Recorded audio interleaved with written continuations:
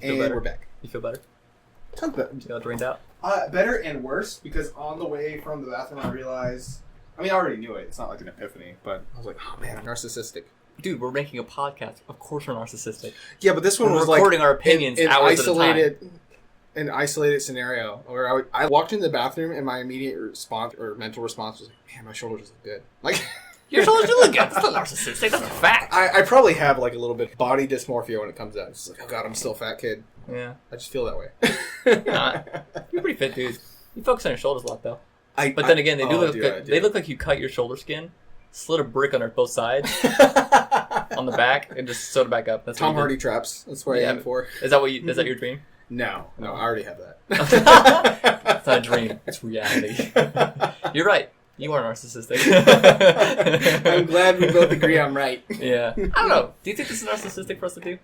I think all podcasts are in a way. But if anything, it feels like therapeutic in a way after a while. Where you're just like... Yeah, especially I feel like I'm more in touch with myself now than just in 3 episodes. Quite literally. No, they had no visual. Way to make this the weirdest it could be. Yeah. Earlier we talked about how we would be the most awkward people at an orgy. I was more comfortable with that than me saying. I was more like that comfortable with me being uncomfortable in a hypothetical scenario of an orgy. We've already established I'm dressed like lesbian. Huh. You brought up something earlier that I had a point or a question to ask about, but I completely forgot to until now. Blaxploitation. No, it's about... we mentioned it very briefly, but it's about guilt, the feeling of guilt, especially as, like, children. Oh, yeah.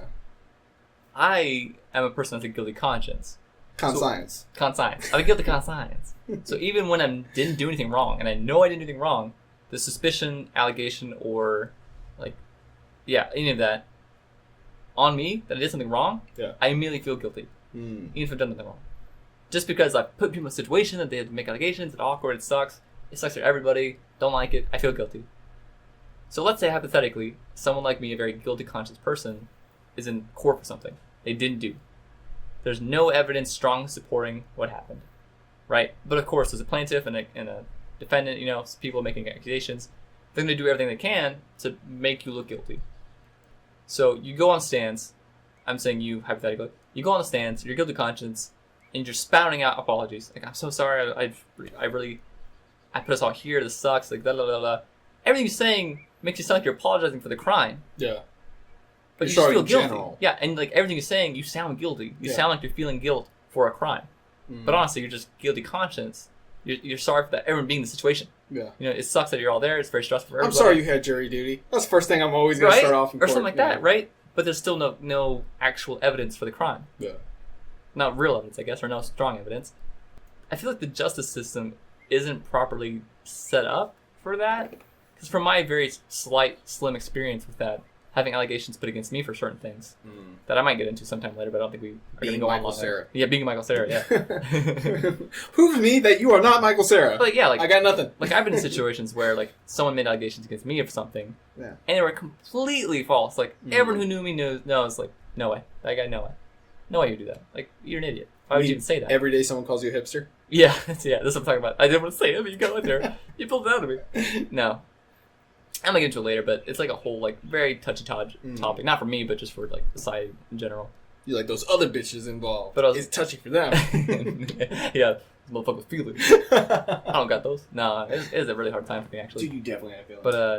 But, shut up. Nothing wrong with that. But, yeah, I guess just put on me that we're not true, and everyone knew that we're not true. But I was still very apologetic about it. And I was still very guilty about it, feeling guilty about it. That's so strange to me. And people who didn't know me very well, because I seemed guilty, I was feeling guilty, and people saw that I was feeling guilty, but didn't know me well enough to know I wouldn't do that. Yeah. I thought I did it. And so I got treated differently by people, and people would see me differently. Like they took it as you admitting to it. He's the guy who committed that thing. Yeah. Right? They'd take it as admission. Yeah. But it's not. It's just guilt. Thanks for knowing that word. The feeling of guilt does not equal guilty, is I guess what I'm saying. Yeah. And I feel like a lot of people don't keep that in mind. I mean, it kind of touched on something we talked about earlier, like how harmful allegations can be on someone, socially, personally, mentally, all those things, emotionally, especially if it's something that you have to imagine, because it brings it like closer to reality. Oh yeah. Like you can't just like say rape and it just stays in the realm. It's not some like harmless concept. Immediately, it's this thing where someone's like envisions it. Right, Oh it's yeah, not- this person's already kind of guilty. Like, Yeah. whoa. Because I'm picturing this person committing a heinous, horrible crime. Even if they didn't do it. Yeah. Even if it's just in your head. Yeah, that sucks. I think a lot of people kind of... Did you hear the story of Do the that. woman who killed her boyfriend because in a dream he cheated on her? No. She woke up and killed him. Real story. It's crazy. Yeah. Yes, she's crazy. I'm just saying, like, as an example, just like, Yeah. because that's something that can be imagined. So it's like, no pun intended. Leap of the imagination. It is not. It's something that is, I wouldn't say believable. It wouldn't take that much effort to see it being possible. Yeah, like, everything's human possible. Everyone has the same spectrum of capabilities. Like, I think I talked about that before. Everyone can do everything else. Everyone else can. They just don't. They can't see themselves doing it. But that doesn't mean someone else can't see you doing it. Well, yeah, it's also just like, once again, to go back to this, like, if it's a physical action that could easily be imagined, where if you were like, so-and-so did 19 backflips, immediately I'm just like, bullshit. No way, I can't even imagine that in my head. If you're like, so-and-so, even if it's out of character, punched person B in the face, I'd be like, what? Really? But at the same time, like, I can imagine them being like You can a see that singular happen. punch, like someone having a verbal altercation and Yeah. it ending in physical violence. I'm Uh-huh. like, yeah, that's believable. 19 backflips? No fucking way. Right, yeah. So, Yeah. And some people think of, like, heinous crimes that way. Like, committing a heinous crime might as well be doing 19 backflips. Like, it's impossible in their heads. Yeah. About themselves. Yeah. But as soon as you say it about someone else, especially if they have preconceived notions, they're going to go, of course they did that. Yeah, I knew it. I knew that guy would do that. Like, yeah, he seems like... if you were like Dave Chappelle became an African warlord and then came back, you'd be like, yeah, it's doable. Is that a movie? No, it should be. I was about to say the exact same thing. It should be. Because how great would that be? Well, my idea, and I feel like I've heard a comedian talk about this before, but I had like an added on spin. Yeah, really great when we talked about earlier. So when does it become your own joke? Now, so I've heard a comedian, I've definitely heard someone talk about this before, where they're just like, for $5 a day, you can feed this child. It's like, well, what else can I do for this much more? Like, how much money would I have to add to that kid's account before he became a Ugandan warlord? Jeez. and mine, I was like, with all these like Jumping mobile from app 1 to games, where someone's like, $2.99 and I get like this pack of gems. I'm like, dude, what if you did that with the warlord idea again? It's just like, how much would someone would like the day that app came out dump a bunch of money into their avatar's account, and by avatar I mean a human person on the other side of the planet, and the next thing you know, it's just like Game of War has gotten very serious. That's a movie about that. But, like, it's... Like as a concept, I could see that as a concept where, like, someone controls someone else. Gamer, Right? Yeah. Gerard Butler. Crap movie. Dude, it has Terry Crews singing "There Ain't No Strings on Me." It's an amazing movie. Cool concept, Yeah. but it's done as like a dumb He action pees in the movie. gas tank after getting drunk. God, that's I'm so like, stupid. dude, Oh my gosh. do You'd know be how dead! Many, do you know how many times I've tried that? No. I piss my gas tank all the time. Yeah, you just get a rusted gas tank. No, most of them made of plastic. Fun fact. Oh. Yeah, I know because You're a car guy. Yeah, I do. Wrenching ain't easy, man. Rich and ain't easy. I hashtag that a lot, and people hate it, but I'm cool with it. That's it. You said hashtag. I don't We're do done. things because people enjoy them. I do things because I enjoy them. As people should. Unless you enjoy murder. and unless it comes to the cost of someone else. Back to the guilt thing, though, is like even like your own personal guilt. I do think that's like, if anything is sacred, and it's like I jokingly say often, I was like, I don't think anything's sacred. I'm like, I think personal guilt and shame definitely are, because it also, like, if it's not personal, you totally degrade when you actually do feel guilty about something. Yeah. When you actually do feel ashamed of something. If you kind of throw away that feeling when you need it. Well, that's doesn't where, matter, yeah. and I've rambled on enough about this, number one to you, number two in the form of podcast, where it's just like, insincere apologies are lying. They are. Even if it is like a social obligation one. Yeah. And I feel like part of that comes where like the social convention is you said something terrible to someone, mean it or not, you're supposed to say, I'm sorry, I retract that. And it's very much even like the political climate we have now. Like if you said something, you were heated in the moment, you see it on like news stations all the time or talk shows, and they're like, so-and-so said a controversial thing. Immediately it's respected, or it's expected now, like if it's a tweet, you have to retweet saying you're sorry, you didn't mean that. Yeah. And the whole time, like, you always doubt, even if the person say they are sorry, say they didn't mean it, it was a heated thing, or it was a misunderstanding, you now have doubts on whether or not they genuinely mean that, because it's expected that, like, that's what you do. That's the automated response. Right. That's a good So point. if you remove that notion of just, like, people only apologize when they meant it, it would always be taken seriously. Yeah, that's true. Yeah, it adds more value and weight to it, really. If we took apologies as weighted and serious with intention behind it as we did the things that offended us, those things would just cancel each other out. Because if someone says something offensive to you, you have full notion, like the immediate knee-jerk response is, they meant that. They personally meant that. Yeah. They meant it against me. Yeah. But then that apology that follows does not have the same weight. That's very true. Yeah. If anything, you feel it is insincere. And it probably feels a lot better to kind of get Paint them mad as a bad guy. Yeah, paint him as a bad guy than it does to like. I'm a victim. They're a bad person. Yeah, exactly. Yeah. Good things should happen to good people, and I'm a good person. Yeah. Funnily enough, we've been dancing around something with our topics. Dance. We've been awkwardly shuffling around something with our topics. You can dance if you that want was to. The main. You can leave your friends behind. behind. They don't dance, and then they don't dance. They're no friends of mine. You know what that song's called? Safety dance. Safety dance. That's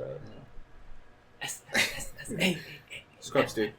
Oh, that's right. Of course you know it. There's a whole episode about the safety dance. I think I know it from the music video as well. She's like, Turk, don't finish it, and he just walks off singing safety dance. I'm like, what a brave man. What a brave man. He did not care of the consequences. Safety dance is more important. She doesn't dance. No. But he can dance if he wants to. She's Puerto Rican. No, I'm not. I'm Dominican. The last time, Turk, I'm Dominican. That's in the musical episode. Yeah, it is. Yeah. Yeah, it's a whole song. That's a good episode. I hate musicals. Are you kidding me? We've talked about this. There's one musical I like ever. What? Sweeney Todd? Okay, that's kind of a lie. Street? I can think of one. No, I don't like musicals, and how I know it's a musical, because the series I like, and my least favorite episode is the musical. I love that series. I was like, this episode's nice. I liked a lot of the jokes. I like the content. Just wish it wasn't in song. Hey, guess what? What? They say you sold your guitar and bought Stop. a car. It's true. You're leaving now for Santa Fe. I was really hoping that was going to be a Bullhorn line. Say, with this yuppie scum. I don't know what you're singing. It's from Rent. I've never seen Rent. Pretty good, actually. As a guy who hates musicals, it would be very hypocritical. Here's the cool thing about Rent. Oh, Here's the God. cool Here thing. we go. Here we go. Here we go. Here we go. Yes, Rent is a musical. Yes, it's very like cliche. Oh, it's a musical. People make jokes about it, make fun of it. But there's a reason why it's been such a mainstay. There's a reason why it's so well known. Great story, great acting, great relatable thing. Kind of relatable if you have AIDS. Everyone in it has AIDS apparently. Yeah. But if you have AIDS, I'm sorry. If you don't have AIDS, me too. If you have empathy, you can relate to it because I'm out. Here's the cool thing about it. I've seen it multiple times, seen it tons of times. It was a pretty popular thing when I was in high school and everything. A lot of people watched it. To the point so much so that like our school choir, like during the last couple of weeks of class before we all graduated, they all got together, and I'm saying all they, but I was also in the choir, so I was also part of this, but I didn't want to do it really. That's my saving grace, I think. You're too cool for choir. They sang, no, I'm definitely not. I actually enjoyed choir quite a bit. But for many reasons that aren't singing. I would have never admitted that, even if it was true. I don't really care, yeah, whatever, man. I was like into tons of stuff. Like, that's another thing where I was like, why not do it? We're too behind in the game to build masculine characters. And we should, no, we're definitely not. Yeah. Especially me, masculine character. I've said 3 times I'm dressed like a lesbian. Now 4. Anyways, they were into it so much so that like our last song together was 10,000 whatever minutes. That song, that Farrell famous song. You wouldn't know, but listener might know it. It's for a famous song. They're singing it right now. So the cool, probably, yeah. If anyone knows, like, we just connected. We lost 5 listeners who hate musicals like you. Yeah. Or we kept them because you hate musicals. But we've gained 5 more, like 10,000, 600 minutes. They're super into it. But okay, I'll take your word for it. Here's the cool thing about it. I'm a pretty empathetic person. Like I've got range of emotion. You know, I'm not afraid to have them either. To kind of accept that. But there's a song cut from the movie. Entirely song cut. You might think, why do they do that? It's a musical. It's supposed to have songs. That song was so... Are they in The Hobbit? No. Oh. God, that was the worst part of The Hobbit. That's a great example of something that shouldn't be musical. And isn't a musical. But this song was so good, so well made, so well performed, so emotionally impactful that they had to cut it from the movie because it was so great. In my opinion, and some other people's opinion that I've seen before, so it's not just me spouting out my opinion nonsense. Even though it's still opinion. It's so great and so emotionally impactful that it drains you for the rest of the movie. Like, the rest of the movie can't really affect you anymore because you've just been, like, slammed with emotion by it. It's so good. Requiem for a Dream? Like, imagine that, yeah. Like, imagine, like watching a comedy and then something is so hilarious halfway through it that you don't laugh at anything else. Yeah, that nothing can... You just get drained, yeah. It drains you of emotion. So, that's a really cool fact about not fact I get. But it's a really cool thing about that musical. Yeah. And it kind of once you kind of get past the idea like they're gonna break out in song, and it's gonna be cheesy and hokey, and it's gonna be silly. But think of it as like a really good performance. They're still telling a story. Think of it like the same way people use metaphors in movies. Think of that the same way as the songs are metaphors, more or less, for what's happening, what's going on, what they think, what they're feeling, all that stuff, right? Like a lot of people just get cheesed out of movies or musicals for that reason. But I guess Sound of Music.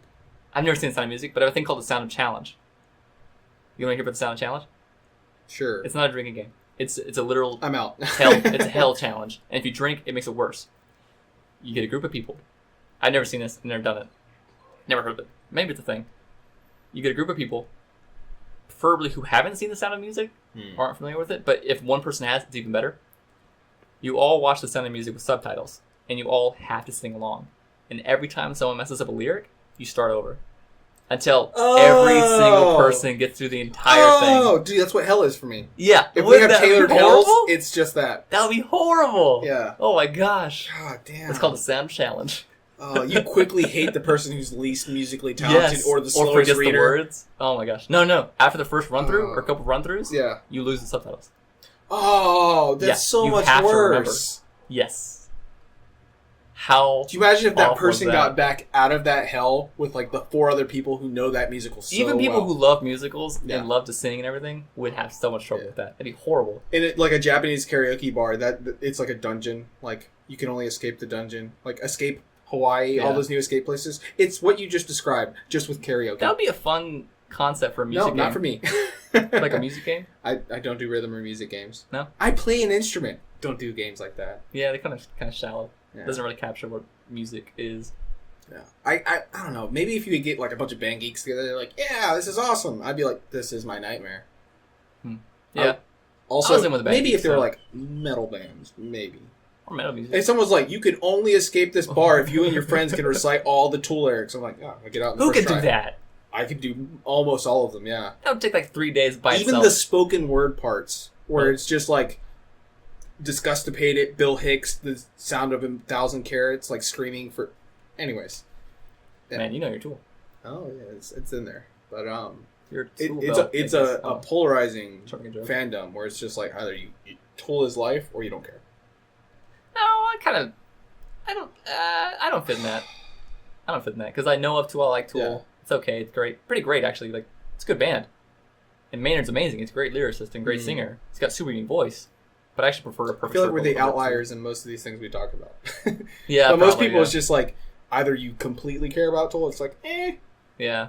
Well, Tool kind of had that, like, my brother's into Tool, and he definitely fit the Tool fan base that everyone hates. And I think you mentioned even the singer, Maynard, hates these fans. Yeah. They're just like, He oh, backpedals on it all the time. Yeah. Where someone's like, I don't hate my fans. I mean, and then he's like, I kind of hate my fans. You would backpedal on an opinion about someone providing you tons of money if you said you hate them and they stopped paying you. Someone would first have to pay me a ton of money. I would have to know what That's that true, feeling's like in Here's the first $5. place. Oh, man. Do you Yeah. feel like you get paid too much? Like right now? No. I feel like... You like substantiate it with your own grief. You're like, I go through enough at work. Yeah, that's it, yeah. No.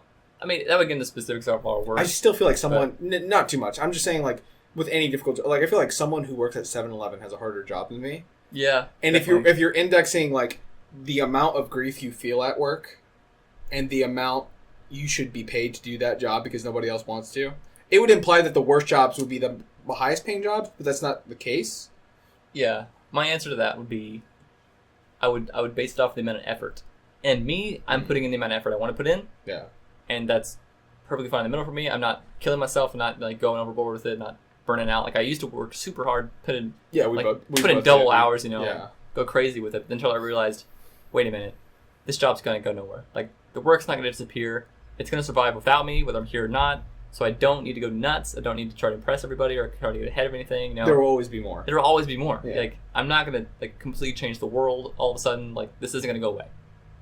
So it's better to maintain yourself and still put in tons of effort, still try hard, still, you know, have a good work ethic, but don't burn yourself out. Is that how politicians feel? No, I have no idea. This is never gonna end. It's never gonna end.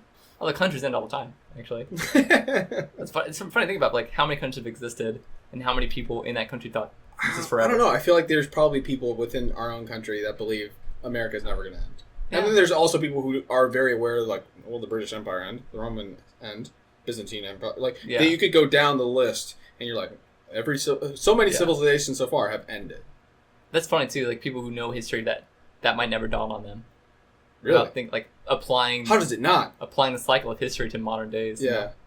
Dude, I just think of Babylon. I'm like, Babylon. Yeah, that's fell. like one of the What first things fuck? that I thought about when I started learning like old history and deep history. You know, Yeah. like this stuff was so long ago, Persian Empire. and I bet these people thought this would be forever. Oh, yeah. Things will always be this They way. definitely thought that. It's like, man, that's people think that now, or like you were just pay attention to history class. Yeah. Or crazy. Alexander probably had more of most of the known world. Yeah, Some people say all of the known world, but however you want to say, a huge fucking piece of what was known at the time. yeah, More so than anyone else that in their current recollection and memory, they're like, no one's ever done this. Yeah. This is the furthest anyone's ever got. And that fell apart too. and that's kind of my argument against. Not really, that's the wrong word to say, but my kind of reasoning against being overly conservative in some ways. Like, it's okay to be conservative because that means, really, when you get down to it, is you think there's the best way to be, you think there's the best way for everyone to be, and you're just trying to make things as good as you think you can.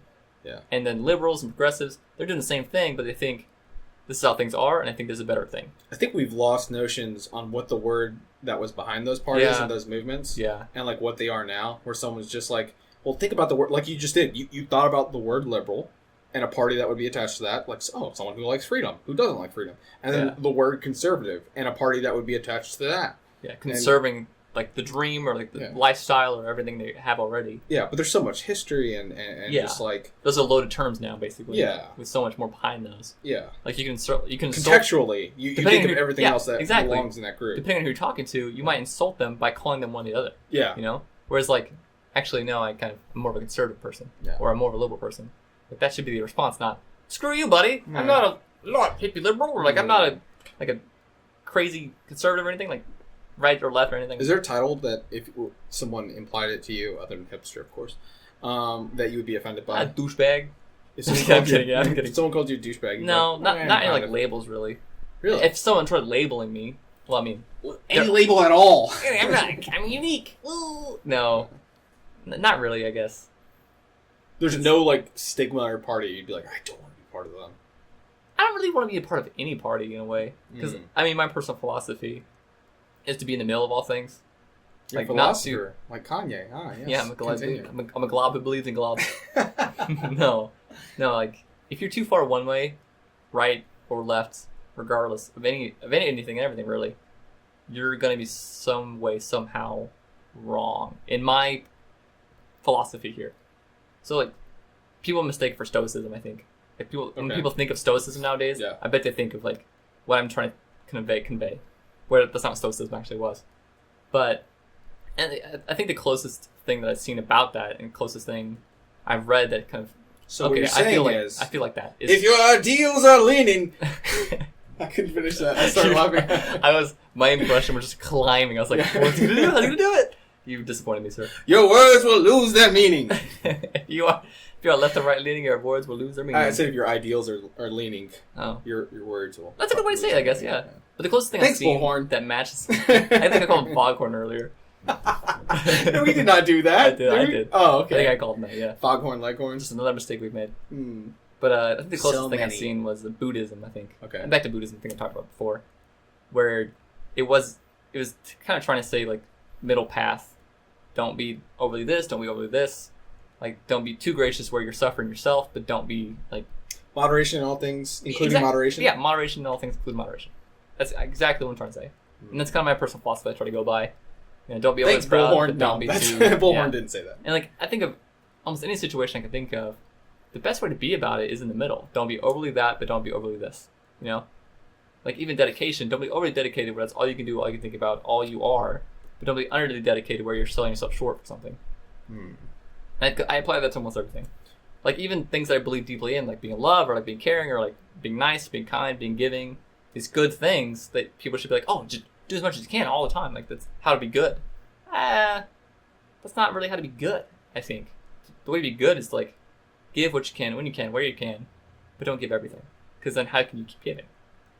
Like love as much as you can, Yeah. as best as you can, but don't love so much that like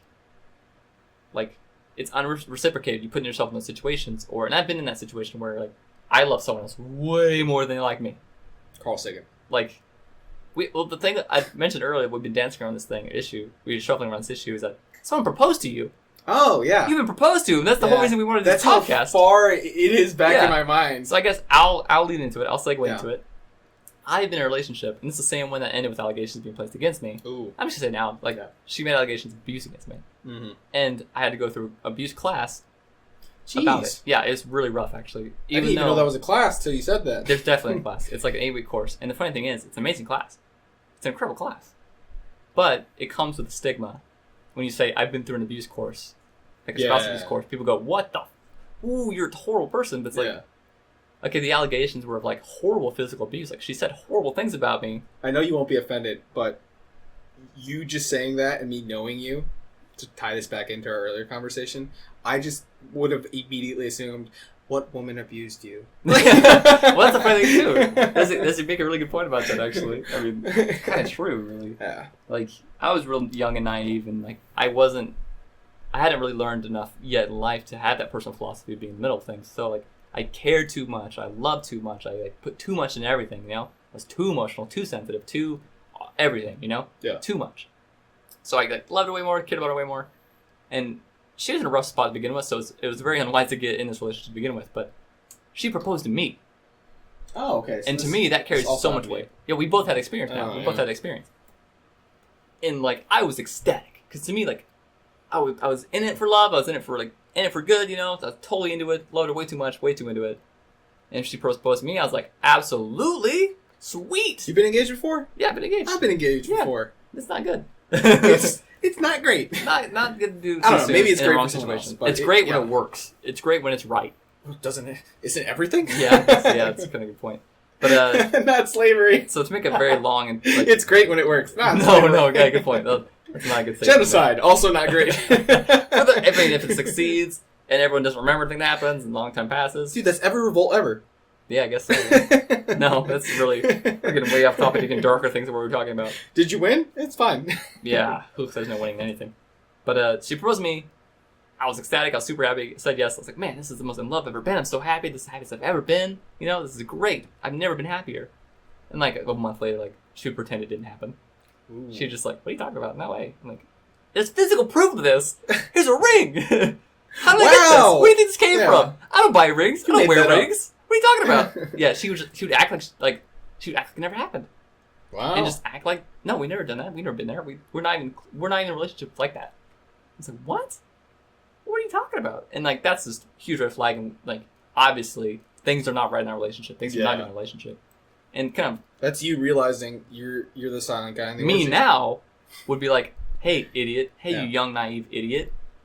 That red flag is slapping in the face so goddamn hard right now. Yeah. And you are blinded. You are not looking at this right. You're not in the middle. You're not looking at this correctly. You're way off course. BoJack phrase. Once again, apparently I'm summarizing your stuff today because you said you didn't see BoJack Horseman. One of the best lines in the entire show is you miss all the red flags when you're wearing rose-colored glasses. That's a great saying. It's a great... That's why I love that show. That's exactly what it was. Right? So that's a huge red flag that should have seen and should have just been out the game. Or dead. Like, what is wrong with you to, one, do something so heartfelt and deep and emotional and important for someone's life? Because to me, marriage, I'm like your father in that traditional sense where marriage is forever. Like, you don't get married unless you're going to die for it. Like, that's the thing, huge thing. So to me... My dad's been married 3 times. Yeah, right? Like, and like, I'm so afraid to get married too because my family also has like slew of divorces. Yeah, both parents. Both my parents have been either 2 or 3 marriages each. In-house, I think we're up to like 6. Yeah, it's not good. It's not good to be raised in that like time, but it's what it is. But so I take it very seriously. Marriage is very serious to me, and that's kind of to counter that really out of fear to be that person. I don't want to be that person that's in 3 marriages, so I just won't get married without that mindset in place from both parties. And even that, even if you so think ironic. Isn't it? We're in the same boat. When was the what was the age that your parents first got married? Before I even can remember. I think I was 3 or something. No, so I've never known life without them divorced. No, I'm saying when was the what was the earliest age they were at? Like, were they 18? Like, really young marriage, right? Relatively young. I think my mom was married before my dad was married to her. She had a previous. The point is, we're probably both well past the age in which our parents first got married, and their notion of it was that it's forever. And our notion is like... They had it wrong. Yeah. Yeah, they didn't have the right mindset, right? So, I mean, and that's just... We're aware of it because our parents went through it. Oh, yeah. That doesn't mean we're in any way equipped to deal with it and be equipped in no way. to have it for the last. That's how I feel about being a parent. The same thing, I'm super excited for that, too. Like, I'm looking forward to marriage in life. I'm looking forward to having children. Oh, you're looking forward to it? No, Absolutely. I'm petrified of it. I'm also petrified. Oh, okay. I'm also petrified. Because I can feel that, like, I would be so happy in that scenario, but only if it worked. And for every amount of possible happiness I could gain from that, it could go the other way as well. Yeah. It could be just as deep wrong and bad, horrible, and like a lot of suffering for it. Yeah. But where was I? Yeah, she proposed to me, pretended it didn't happen. I was super into it, super hurt once I like kind of came like, you're just gonna pretend it didn't happen. But I was so dumb and so naive that I didn't cut it off there. I didn't realize like, okay, this is not good for me. And it was a pretty abusive relationship that I learned later on during abuse class. Like, holy shit, these things that I just took because I'm like I'm a man. Like it's okay to get hit because you're a man. Like it's okay if a girl punches you because it doesn't hurt. Not okay. But even at the time, even as naive as I was, she would hit me and I'd say, "Do not hit me." Yeah. And not because it hurts. And she'd be like, "You're a little bitch," like saying those horrible things to me, right? Yeah, pretty fucked up. And I'd tell her like, "Don't hit me," and it's not because it hurts. Yeah. Because it doesn't. Because people shouldn't do that to each other. I'm bigger than you. I'm stronger than you. Like physically, doesn't matter if you hit me because it doesn't hurt. But it matters if you hit me because it's a line you're crossing, and it's just a moral thing. It's a personal thing. It's a relationship thing. Yeah. Like it's saying something about who you are. I like to imagine you turn into All Might. And but once like, no, yeah, get super Texas shuffle. Like, doesn't matter. It's a morality thing. Yeah. Right. But once again, because I don't blame her for everything that happened. Yeah. Because I was so young and naive and dumb that I let these things happen to me constantly, and I'd make excuses and like go through with and continue on. Right. So she'd hit me. Fine. I was like, no, go ahead. It's a moral thing. Blah blah blah blah. Yeah. So she finally stopped hitting me. She stops hitting me. Right. Things still get worse. Like she was kind of like. She didn't cheat on me, but very close to it. Like, she would flirt with other people, do this whole stuff. Like, really just messed up like stuff. Like in front of you? Yeah, like, I'd catch her doing stuff, like flirting with dudes or, like, texting dudes, you know. Like, really messed up stuff. Yeah.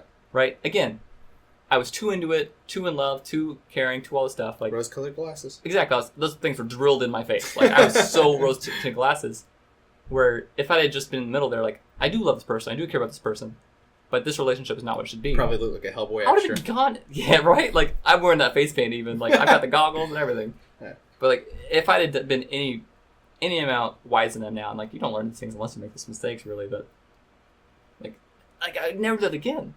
Because, yeah, I do care about the person, yeah, I do love that person, but they clearly aren't feeling the same thing about me, one. And two, even if they do love me and care about me greatly, and, like, even the same amount that I do them, this is bad for both of us. Because later on I learned through these abuse classes that I was abused for a long string of time. And even if you try to suffer through that and try to like get through it, even as like if you're like I'm a big tough man, doesn't matter, you know, like that grinds on you and it changes you as a person. Like kind of affects you to the point at the end of the relationship where I was abusive. Yeah. I mean, if that's the definition, yeah, I get what you're saying. Yeah, exactly. I've already said, well, she made allegations against me and they weren't true at all. You know, knows I wouldn't do that, and I still am a bit defensive about it. But the truth is, I did commit abuse. I did commit abuse. Yeah. Because if you actually look at the definition of abuse and all the different forms of abuse, there's like 10 types of abuse that have been documented. I also think some of those are super vague, and I'm like, if that's the line, yeah, some are super vague, and really, there's cases where it's if the victim believes they've been abused, they've been abused. It's also one of those spectrum things where we've talked about like the whole like polarizing like rape, racism. It's a word that covers too much land. Yeah. Right? Too much land. Yeah. It could be so much as like, you said something, it deeply hurt me on the inside verbally. Exactly. Or it could have been the thing is like, that time you physically beat me to a bloody pulp. Like, how are those the same word? Right. And that's, so I was accused of like physically beating. Yeah. But the abuse like I actually committed was like verbal abuse, saying mean things. Yeah. And it's like, you're a bitch. Like, why are you doing this? Like, fuck you. Like, really just mean things that you get mad. That's like, how couples talk. No, it's not. It really shouldn't be. And like, if you think that's normal, talk to somebody. You need to. You're probably just too normalized to abuse. And you're normalized to it. Yeah, right. And I think growing up in divorced households, it's acclimation to your environment. My parents weren't that like that at all. Oh, really? No, they weren't. They weren't abusive to each other. They didn't yell. I mean, they might have been. I was too young to know. But growing up, they were never mean to each other. You flashback, you're like, oh shit. They were the cordial like kid handoff every summer. Like, hey, here's the kid. Your turn. Like, yeah, your turn. Take care of him for a little while. Maybe you just didn't see that part. Maybe, maybe. Yeah. But yeah, where was I? Talking about like the allegations. Yeah, she made allegations of like horrible physical abuse against her. And, like, man, like there were times where things did get physical, but mostly it was one, me pushing her away from me from hitting me, or me holding her down because she would have times where she would like.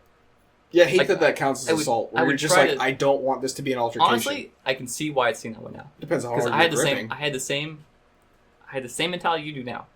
Well, no, I'm not saying that's my mentality on it. I'm just saying, like, that's very confusing to, like, I'm putting myself in someone's place, like, say you are that alpha guy, and you don't want to be hit, you don't want her hitting you, so you're only, like, your immediate response, because I think it's a fairly natural one, is just, like, just don't do that. And they'll, like, grab the arms or whatever. Like, that's, like... In that heated moment, though, you don't know how hard you're gripping. Like, you could be in adrenaline. Like, I could see both sides of it. Like, but at the same time, I was like, it's also a natural response, though, because, like, self-defense is a thing. But especially when you talk about an intimate relationship and abuse, when you feel like you're under assault, because that's what that is, even outside that notion, like, break the gender thing right. One person hitting another person. Or battery, I believe. Battery, it's battery. So that is battery, but it's crazy to me that you saying, hey, stop that, it's also battery. But it's like, I get why. There's probably been extreme cases where it's like, you broke her arms, like, say it's a really fragile woman or whatever, though. Even if you're doing what you think is right, and, like, kind of just grabbing the arms, pushing away, keeping someone away from you, from hitting you, and, like, trying to stop the situation, you don't feel right after it happens. You don't feel like you're justified. I don't know, it depends. I definitely didn't, personally.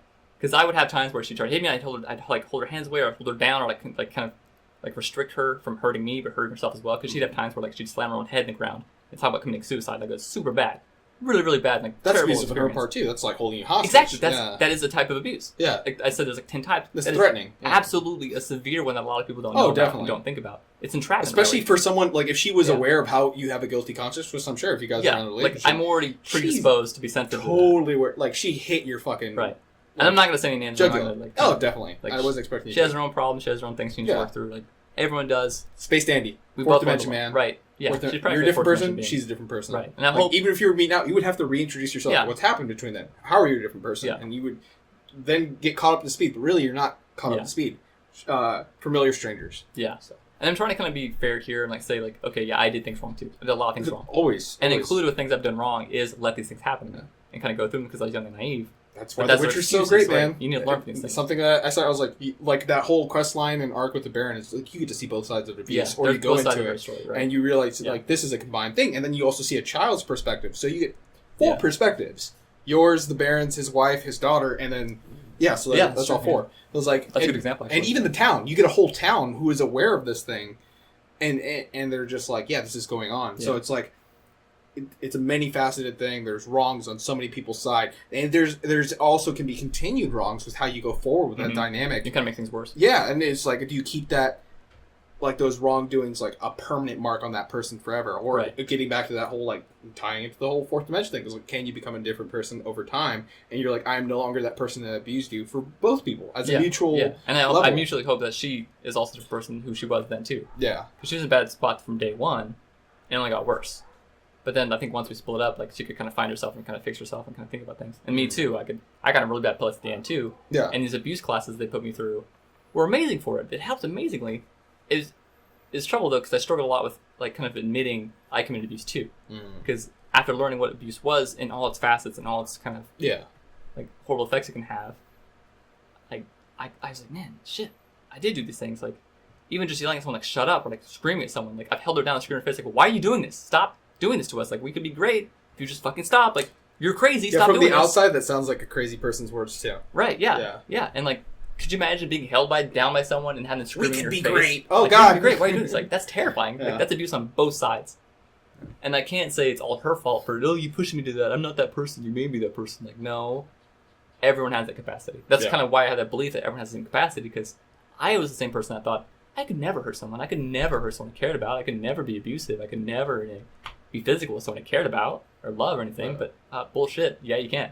Yes, you can. I've been there. It's part of that. Like I've talked how I hate cartoon depictions of evil, where it's just like no one really does that. I'm doing this to be evil. Like you all have your entire life and history that leads up to that moment where you believe you're justified, or you believe you're a victim, or you believe that they've done that too. So if you're in a situation where you find yourself looking for justification. Yeah, you've already done something wrong. Really? Yeah. Well, I think that ties back to that whole guilt and shame are sacred. And I've learned a lot about guilt and like feeling guilt and dealing with it. Like I don't think as someone who doesn't really have it. So I've actually had some experiences since then that kind of exemplified to me that I've learned to kind of deal with guilt in myself better. Yeah. And deal with that. Like I know I feel guilty about this, but I know I'm in the right here. Mm-hmm. I'm not being like I kind of step outside, step back, kind of think, okay, no. I'm as capable as anyone else from doing things wrong. It's a learned skill. I need to recognize what I did wrong. That big picture empathy. Right. And even if... So there's a lot of times where people think, oh, playing the victim thing. You know, we talked about that earlier. And I think I kind of put my foot in my mouth a couple podcasts ago where I kind of talked about it without... I think talking about this, hearing this, can kind of put a lot of things I've said into perspective. You're in a better place now. I mean, the person he was. No, still me, still learning, but...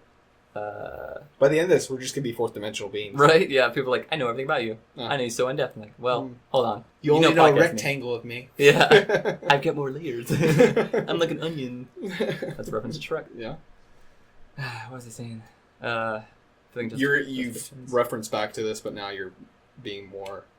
right, no, I've had experiences since then that kind of, like, okay, hold on. Because there's a lot of situations where you think, I'm the victim here, but... I firmly believe now that there is a point where you've made a decision that got you in the situation. Yeah. And that was the thing I struggled with a lot in that relationship. I was like, well, I was the victim, and I got turned into a monster. Like, no, it was my mistake for allowing these things to happen to build up like that. Instead of, like, recognizing what it is, accepting what it is, not being so in love and so dumb and so naive at the time. Accepting blame for your own mistakes. Yeah, and accepting blame for that. Like, okay, no, I am at fault for allowing this to happen and not recognizing it earlier. And that doesn't make you a monster. It makes you... What? No, it makes you, like, human. There we go. It makes you realize things. Like, I didn't want to say the cliche thing, so I made you say it. Thanks. Yeah. I've got that badge now. But, yeah, like, I don't know. It's I think the toughest part was other people seeing me differently. Yeah. Especially, like I'd have to go to class every single week on Wednesdays. I had to leave work early for this. And people go, where are you going? I'd name the place. Oh, I have to go to this place. And, like, everyone kind of knows what happens at that place. Like, everyone knows the building name. Everyone knows what happens there. Or what that facility is for. I felt that way meeting my probation officer when I was like 15. Yeah, like anyone who's been in a situation where like, man, I don't feel right here. Yeah. Good. You shouldn't feel right in situations. That means you have something to learn. That means you need to change something about your life to not be in those situations and be in those places.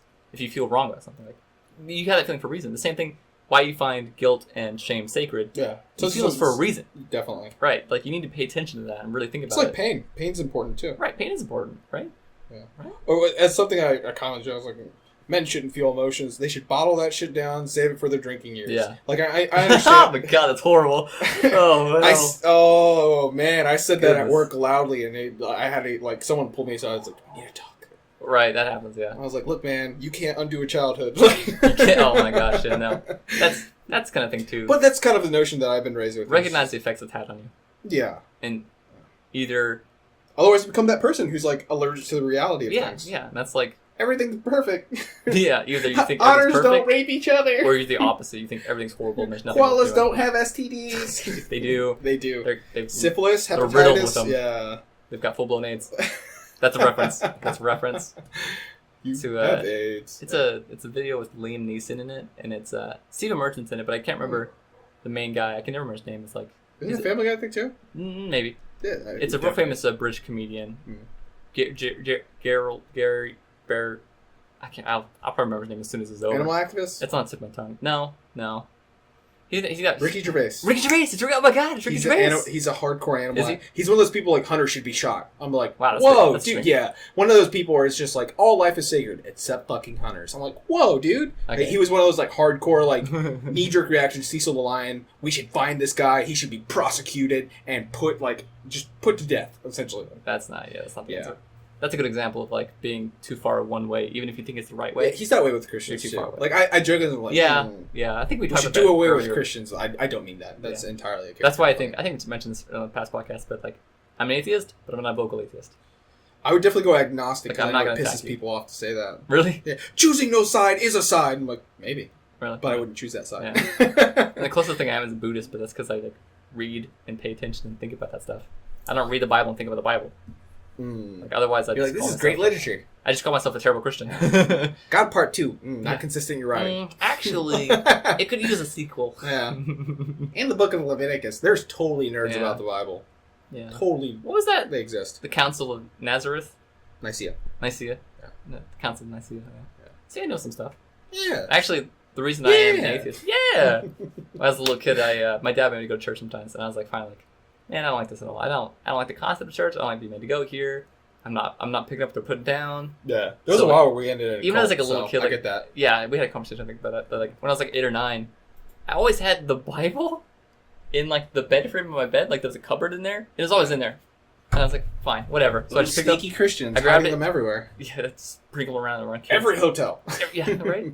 But I picked it up and I read it. Just front to back, read it. Yeah, I was like, no, not buying it. It's not for me. Like, I was one of the immediate ones that kind of questioned it. Really? That's how I knew it wasn't for me. Like, I was in Sunday school class. And I think we talked about that same experience. Yeah. I found out there was like, what, there's dragons in this? No.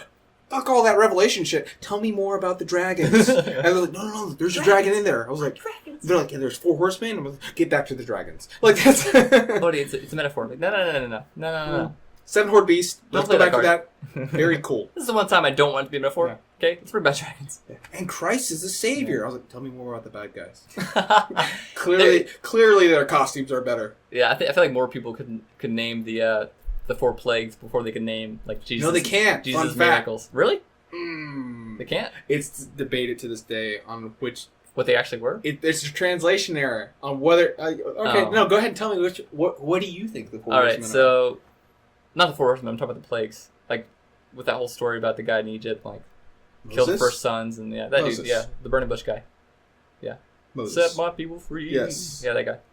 Do you know the 4 plagues? No, God. No, that's a rare one. No. A lot of people I know feel the like 4 more people- horsemen, but it's debated on which one of the horsemen were. Yeah, I feel like people would know more of those. My point was more people know those more than they can name like Jesus' miracles. Like numbered. Yeah, like what do you do? Like people Miracle are like, I don't know. Well, everyone knows the first one. But what are the bad ones? Like, oh, I know all that. They're like, oh, water and wine, purple drink. What? Oh, water to wine. Yeah. Nah. Yeah, man, he made purple drink. Do you think he made a sound when he did it? He tore open a Kool-Aid pack. For the future. Do you not believe in Black Jesus? Black Jesus is the only Jesus I believe in. Right. Korean Jesus. Korean. I was thinking the same exact thing. Yeah. Korean Jesus ain't got time for your shit. He's got Korean problems to deal with. I was like, he's got to have a career to think about. Man, yeah. Where were we at, man? I think we got too far away from that. Totally sidestepped the Abuse and scenario. allegations, No, the scenario in which what? I was proposed to. Oh, yeah, dude, we did. I think I went too far into my story. Like, No, dude, that was solid. Think so? Yeah, no. I have a similar one to segue off that to further put off Yeah. the story of me being proposed to. I think Because so. I think it's nowhere important or interesting. You just bared all with how this one time that you felt like you came to the realization you may have been abusive. No, it wasn't a mayhem. I definitely was. Okay. Definitely was. I was trying to project hardcore. I was like, okay, you were abusive. I Moving know. on. It's like, But well, you can already tell, like, since the beginning of this podcast, Yeah. I've kind of danced towards that issue. Yeah. But, like, I still struggle with that to, like, think and admit, no, I have, yeah, I definitely have. Well, you were kind enough to share with the viewers. And most people, I'll share with the viewers. honestly, most people have it. If you really look at abuse and think about abuse, where, like, you might disagree with it being up to the victim to decide and their emotions to decide what's abuse and what's not. Like, put yourself in those shoes. If you were the person I'm not being saying yelled at, it's impossible. Like we talked about this before. I'm just saying case by case. Yeah, it definitely is case by case. Like, and like, how do you judge that?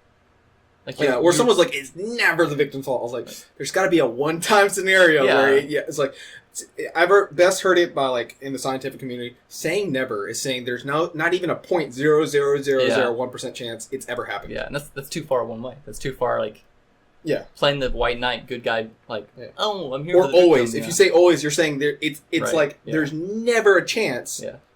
Only the Sith dealing absolutes. But Obi-Wan. Whoop, whoop. Like I know a quote from Star Wars. Whoop, whoop.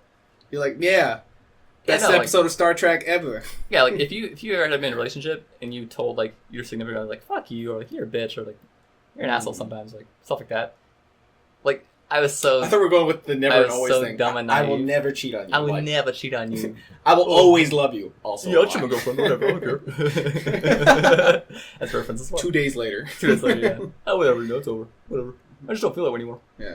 But 48 hours and ounces of alcohol later. like in a weird way, like if you've hurt someone's feelings that you've been in a relationship with, that falls under abuse, like in some way or another. Like if they want to say that, it does. It just sounds way too vague And to me. the- but okay. Yeah. The thing I had the most It's not my program. I had a lot of trouble with. Yeah, it's hard to get your head around. It's hard to wrap your head around really and understand until like you've been through it or you've kind of experienced it. And that's kind of saying like you just don't understand, you don't get it. Like, no, I mean it's one I'm talking thing. to addicts that way. It's like, one to think about, and it's one thing to be through. You know, and no matter how much you think about it, like you think, oh, I would do this or I would act this way. Like, you don't know until the moment. Until you're there. Yeah. Until you're there, you don't know how you're gonna act. And I didn't know how I was gonna act until I was like in an abusive relationship. Well, like you said, know? we haven't talked about it here. We've definitely you've been in one fight ever.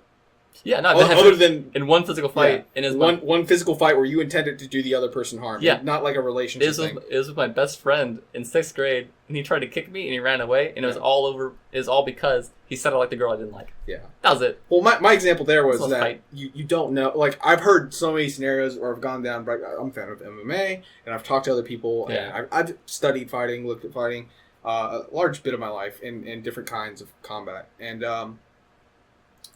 people always like, well, I would have done this in the moment. I'm like, dude, shut the fuck up. Yeah. You don't know that. Or I've used this in hunting, too, where someone's like, bear's charging me, I'd shoot him in the eye. I'm like, no, the fuck you wouldn't. Yeah. There's 3 responses. It's not fight or flight.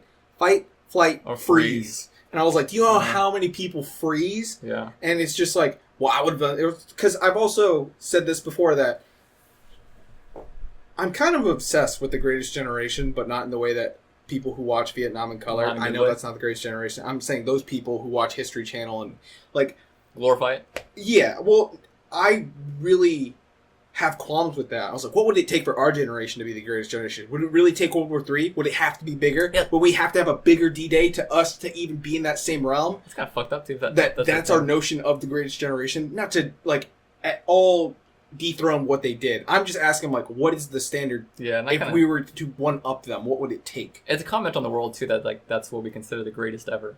I think it's Americans, but I don't know. Other countries kind of still consider like Russia definitely does. They're like those were the greatest Russians ever. Why? We wouldn't be here without them, which is true. They would be an even greater generation if like alliances never fell through, or like peace maintained. You know, like that'd be even better. If peace is your example, I have different notions of war too in combat, and I am one of those people. I was like, it might be inevitable for certain people, or physical confrontation. I don't think everything can be solved through words. Yeah. And I was like, if they are, it's like armistices will fail. They will. Armistice is like, let's stop fighting. Okay. Yeah. But there also will be still an end to fighting, though. Yeah. And it's like that's the end. Armistice doesn't solve problems, I guess. No, it doesn't, because you could even have within your own country, and there was no armistice there. Like even like look at the Civil War, it's just like, ugh. The effects are still here. Yeah, the effects are still going. Yeah, there's prejudice, and we're not gonna get into all that. Right, that's another podcast. Yes, there's people rolling their eyes. They're like, God damn it, 3 hours in, and I still haven't heard anything I give a fuck about. Nah, dog, you let this down. Yeah, and I still have not gotten to the both of my stories that I had to. You can cut this down and just say like, just cut it to me saying I'm abusive. Yeah. This could be 2 different podcasts too. We could, cut it down easily. Once again, if I feel like we have more to talk about, and we have time, by all means, we'll keep going. No, we're doing pretty well. I think like it's definitely one of those days where we're flowing pretty well, like kind of talking about things. Oh, so like my main story that I wanted to go to is just like I'm what people consider like, oh yeah, big tough dude. Like people will tell me that all the time, right? And I've totally thought about the scenario where it's just like. And a lot of people have this workplace training now where it's just like, this is the definition. If someone has been like, for like consent, like, have you ever been so drunk and you had that one night stand, or say even if it's more than one night stand, where the next morning you woke up and you regret it? It's like, have you been raped? For a guy to admit that, be like, yeah, because everyone would be like, guys can't get raped. But it's just like, and it's not one that's like, oh, I'm vulnerable. Like I have definitely had that moment after. It's so difficult for me to like tell my other friends because a lot of them are like. Alpha butch dudes, super attractive girl. To this day, I'm like, she's one of the most attractive women that I've ever been like intimate or around. But it's just like, I totally slept with her, and the next morning, like, that wasn't my intention. She was like, just come out tonight, I'll buy you a beer. We were coworkers and everything. Right. And I was like, yeah, I just really want to go home right now. Like, I don't want to do this. I don't want to do this. And it was just like, not to sound like a bitch. Really vulnerable place. But it's just like a person that I was just engaged to, like we had called it off. Yeah, and it's you're like, I don't want to be around anyone right now. If someone just heard that and goes like, man, what an idiot, and then you just said that you were engaged before. Yeah, like if that just didn't change your mind completely about it, you're fucked up. I'm a fucked up person. I know. I just know, like personally, like I don't want to do this. Recognize you're in a soft spot right now. And it was a person that I've probably never been closer to anyone. Like after all things considered, especially everything you've already said. About your history and everything you've grown up with. Yeah, that's a huge deal. I was just like, look, I don't want to do this right now. Like, I knew myself as like, I'm too fucked up. I might actually like you in the future, just not right now. Yeah. So just come out. This is not the right way. Also, I was 20. That's not bad too. That's not the bad thing. Well, her first thing, she was 20 also. And she's just like, I'll buy you a drink. And I'm thinking like, where the fuck in this town can you get me an illegal drink? How do you do that? I was like, what speakeasy are we about to run into? Speakeasy. We have those in Savannah. Well, you're making false promises. No, she actually did buy me the beer. Yeah, okay. Long story short, we go out. She gets me shit-faced fucking drunk. Yeah. Why? She's from a part of the map in the U.S. where all they do is wake up and drink. And I'm like, in no way am I innocent, but drinking wasn't a part of my life yet. Yeah. And, I had been drunk before, but it wasn't something like I regularly did. And I was like, I'm 20 now. Give it a little bit. I'll be 21. Then I'll legally drink. I'll experience it then. That was my notion for it. So we go to the shadiest fucking place in Savannah, and we get loaded at the bar. And she, I didn't know at the time, but she had also recently gone through the breakup, and I was like a rebound. I found out later. That sucks.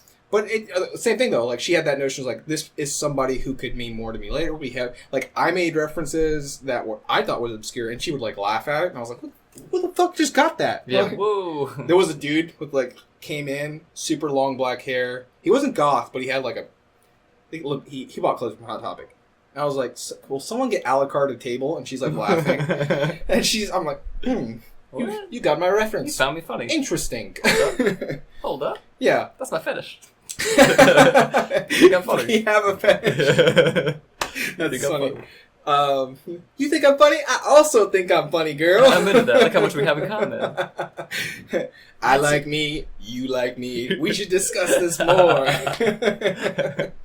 Look how much we have in common. Yeah. You laugh at my jokes. You like my shoulders. I like my shoulders. Some people say I look like bricks. It's really just one person. But it's been said, though. Someone might use me in the same sentence as Tom Hardy in Batman. Anyways, it was me, but we're getting way too far away from what was a serious story. These jokes. But it was which is good because it's not like a place I'm horrified about this. Yeah, I've told someone else about this before, but I was like, if that's the standard for what rape is, I was like, oh, dude, I've totally been raped before. And it was weird that way after the fact that you had to think about it, and it has to be explained to you, hey guys, this is rape. And it's funny because we always say, I feel like we hear this definition, why am I the one in an instructing class if I haven't raped anyone? And they're like, you might have been raped, and you just didn't know that. Right? Yeah. It was as simple as this thing.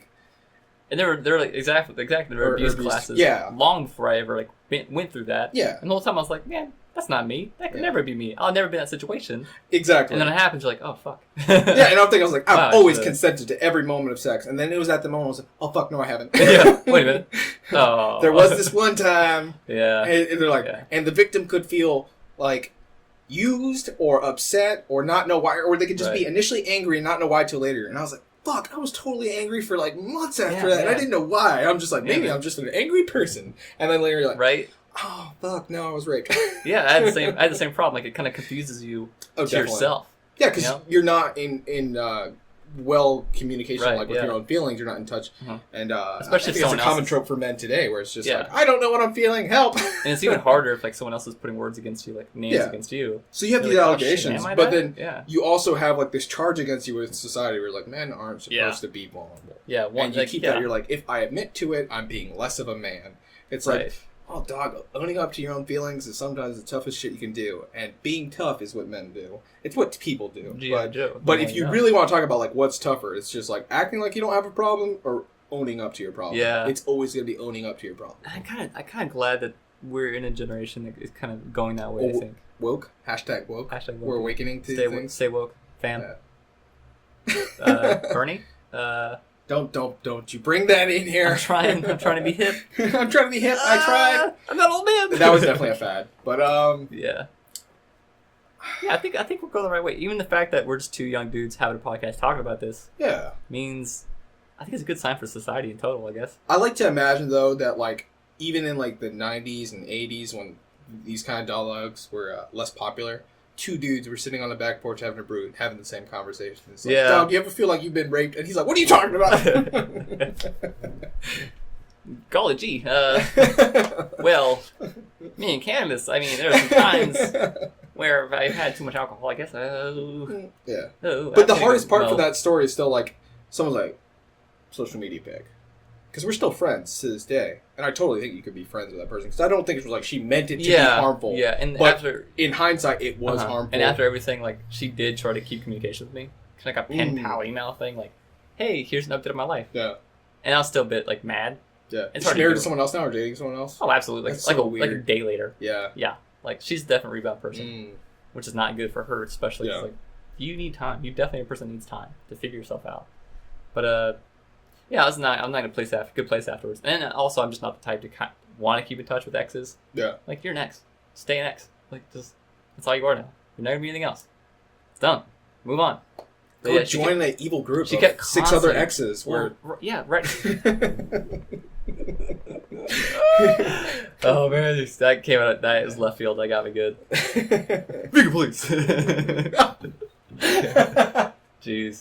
The vegan police as characters. Oh, dude, I never explained what finally happened in that. Bite my stunt doubles. Yeah, I have to complete the story. It's gonna bother me. All right, go ahead.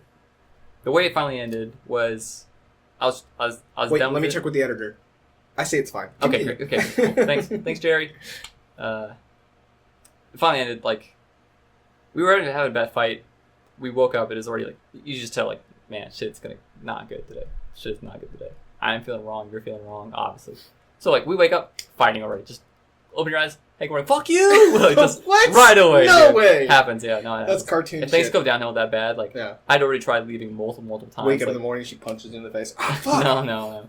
Like, I'd already tried leaving multiple times. She would get in the doorway, like, stop me from leaving. Because we were about the same size and body shape. So if she grabbed me, like, I can't do anything. And I didn't want to hurt her either, so I I'm was like, really fight. hoping it was Terry Crews in the dress. Terry Crews, yes, me and Terry Crews. It's the way he jiggles his man breasts. It just gets me. Breastises.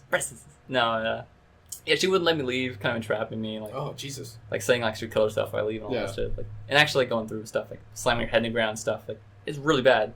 So one day I was like, no, I can't do this anymore. I'm done with this. Like, no, I'm leaving. Like, it's done. We're done. No Yeah. way. I'm done. Like, I've become a monster. I'm horrible. Like, I'm abusive. You're abusive. We're both super unhappy. This is a toxic It's relationship. horribly toxic. Yeah, very toxic. And if you ever even consider your toxic relationship, like, I'm doing the Joker hand gesture. you are Yeah. damaged. I should get that tattooed now. I'm damaged. No. But I was like, yeah, I'm done. Like, I'll go to work and you have a smiley face on your hand, and I'll know right it's now, begun. right now, be your friends. It's We're talking about begun. sad stuff. I'm strand or other way. The backwards. Do you think that's what he does? Jared Leto does. If he's sad, he turns his hand tattoo upside down. He cries. Sounds the same. Yeah. Anyways, I was trying to leave. I went and got in the shower. Like, I was gonna shower, pack, and leave. Just like be an adult about it, be mature. Yeah. Because at the time I was like, I'm being an idiot. I'm being young. I'm being naive. I need to get out of the situation. Lo and behold, she didn't like that, and she wanted to fight. Oh, you think? So she followed me in the bathroom and like yanked me out of the shower. Jeez. Which I'm naked, I'm wet, and I'm being like pulled and yanked. So I was like, oh, that's not good. So I like pushed her away, like slammed the door shut, like tried like shut the door. I was like, fuck, I can't even. Like this is going downhill really fast. Start peeing. So I started getting dressed again, right? Yeah. And like as I was getting You dressed, nervous. I said, start peeing. It's the only thing. yeah, I gotta get Only us out of defense. it. Get away. No, as I was getting dressed and like as I was pulling pants, like what the fuck, I need to get out of here really fast. Like she has clearly lost her shit. Yeah, get out of Dodge. And this is not good, right? She's on the phone with the police. Ooh. Yeah, she's calling the police as I'm in the bathroom, and I hear her saying like, "Help! He's hitting me." I'm like, "What the fuck?" Like, oh my god, like this is horrible. You're lying to the police about what's happening. I'm not hitting you. I've not touched you. Like I pushed you away from me because you're hitting me and pulling me. That's a crime in itself. Right? Like it's yeah, Perjury. that's the whole thing, right? But again, heat of the moment, like you do things you don't think you would. So, anyways, she's calling the police. I'm like, what the fuck? So I like get dressed real fast. I'm terrified at this point because I'm a young dude. I don't want these allegations against me. And someone just told the police I'm hitting someone. Like that's not me. I still believe that at the time. And Then you're that dude on Cops, no Right. shirt on. I didn't hit that girl. like bawling, like Yeah. terrified, Yeah. like ah! As they put you in cuffs. Right, I'm terrified at this point. So I get out of the bathroom, and she calls him with my phone. I was like, well, fuck, I need my phone. Like, I need my phone. So I grab my phone. She's holding it up like away from me because she still wants to talk to the police, I guess. Yeah. And I grab my phone, and my thumb like hangs up the phone, right? And I grab it, and like I'm like trying to get her hand pulling away from her, but I'm being very careful not to touch her because she's already said up hit her. Yeah. Like the last thing I'm gonna fucking do is touch this person Yeah. in any possible way. So I like grab my phone, and she throws herself back into the dresser. I'm like, what the fuck? And she crumbles to the ground. Yeah. It's like, I didn't touch you. Yeah. It's like arguing with a little kid, you know, like oh, you hit me, like throw himself down and have a tantrum. But it's an adult, Oh, a yeah. grown woman, and I'm like, what in the? And people with guns are about to show up to And people enforce with it. guns with law Yeah. behind them who Yeah. can make arrests. Yeah. are or coming. shoot you and claim it's Yes. self-defense. And I'm like, oh fuck. yeah, not that we hate cops. We're just saying, like, Yeah. on the worst end of things. Yes. And this is already going badly. You're like, oh god, how worse can this like be? the terrifying The scenario. places yeah. your mind goes. Like, I purposely made a decision not to touch this person for the exact reason, and she throws herself down. Yeah. Like, oh my god. Like, holy shit. How could this get worse? So I, like, grab my phone, get it. She's, like, sitting there crying, throwing herself down, you know? Like, starts doing her whole thing where she's, like, starts hitting herself and throwing her face on the ground shit. I'm like, oh my god, oh my god, oh my god, oh my god. What the fuck do I do? So I grab my backpack. I've already packed up pretty much. Like, I'll come back for my shit later. Like, I need to get out of here, right? So I'm leaving, and as I get to the living room, and the police call back on my phone. Yeah. And I answer, I'm like, hello? Like, who's this? Did you call? I'm like, yes, this is the number that called. I try to explain the situation. Like, I'm not touching this person. What do I do? What do I do? Yeah. And they're saying, okay, look, you can leave, but then you won't be able to make a statement. Yeah. Like, it'll just be, they're still on their way. They're going to be there soon. But if you leave now, you can't make a statement. And that might be super important that you do. Yeah. But no one's going to stop you from leaving. She can't stop you. We can't stop you. Do what you need to do. Do what you think is best. Yeah. I was like, oh, shit. Okay. I'll wait here. And she goes, okay. Just stay away from that person. Get away from her. Get in a different room. Stay away. Don't. If she tries to talk to you, don't talk to her. If she tries to touch you, stay away from her. Don't touch her. Don't do anything wrong. Okay. It's like, okay, great. Cool. Do I stay on the phone with you? And she's like, yes, that's fine. Stay on the phone. They're almost there. So I stay on the phone with her, right? I'm sitting in the kitchen. She's sitting in the bedroom. They get there. They walk in. The police do. They're like this big, like, Hawaiian dudes, right? They, like, take her out of the house. I'm sitting there. The guy's standing next to me. And I was like, I'm obviously terrified and bawling my eyes at this point, so I'm fucking scared as shit. And I'm like, oh my god, oh my god, oh my god. I can't believe this scenario is happening. Like, this is something I never imagined can happen to me. And, like, they kind of swap, you know. He goes to talk to her. He comes stands by me. They ask me questions of what happened. I explain, like, here's everything that happened as best as I can remember it. I got up. We were already fighting. I wanted to leave. This is done. We've been here before, and you got a situation. I want to be done.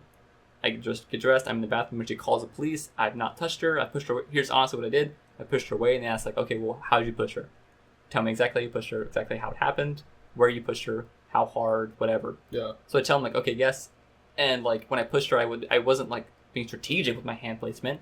So, like, there's a point where my hand was on her neck like this. Like, you can't see it, but, like, my hand was on her neck when I pushed her because she was just running at the door over and over and over and get away from me, right? That's like a reaction, like, get away from you. Like, and I was progressively pushing her harder so I could shut the door because she was coming back, right? I was like, this is a horror movie. That's what I did. Yeah, it basically was like a horror scenario that you never think you're going to be through, and, like, really scarring thing, like, super horrible. Not to make this less serious, the way you said that, because your pronunciation... Horror? I can't say horror well. Sound like Frank from Always Sunny. Whores!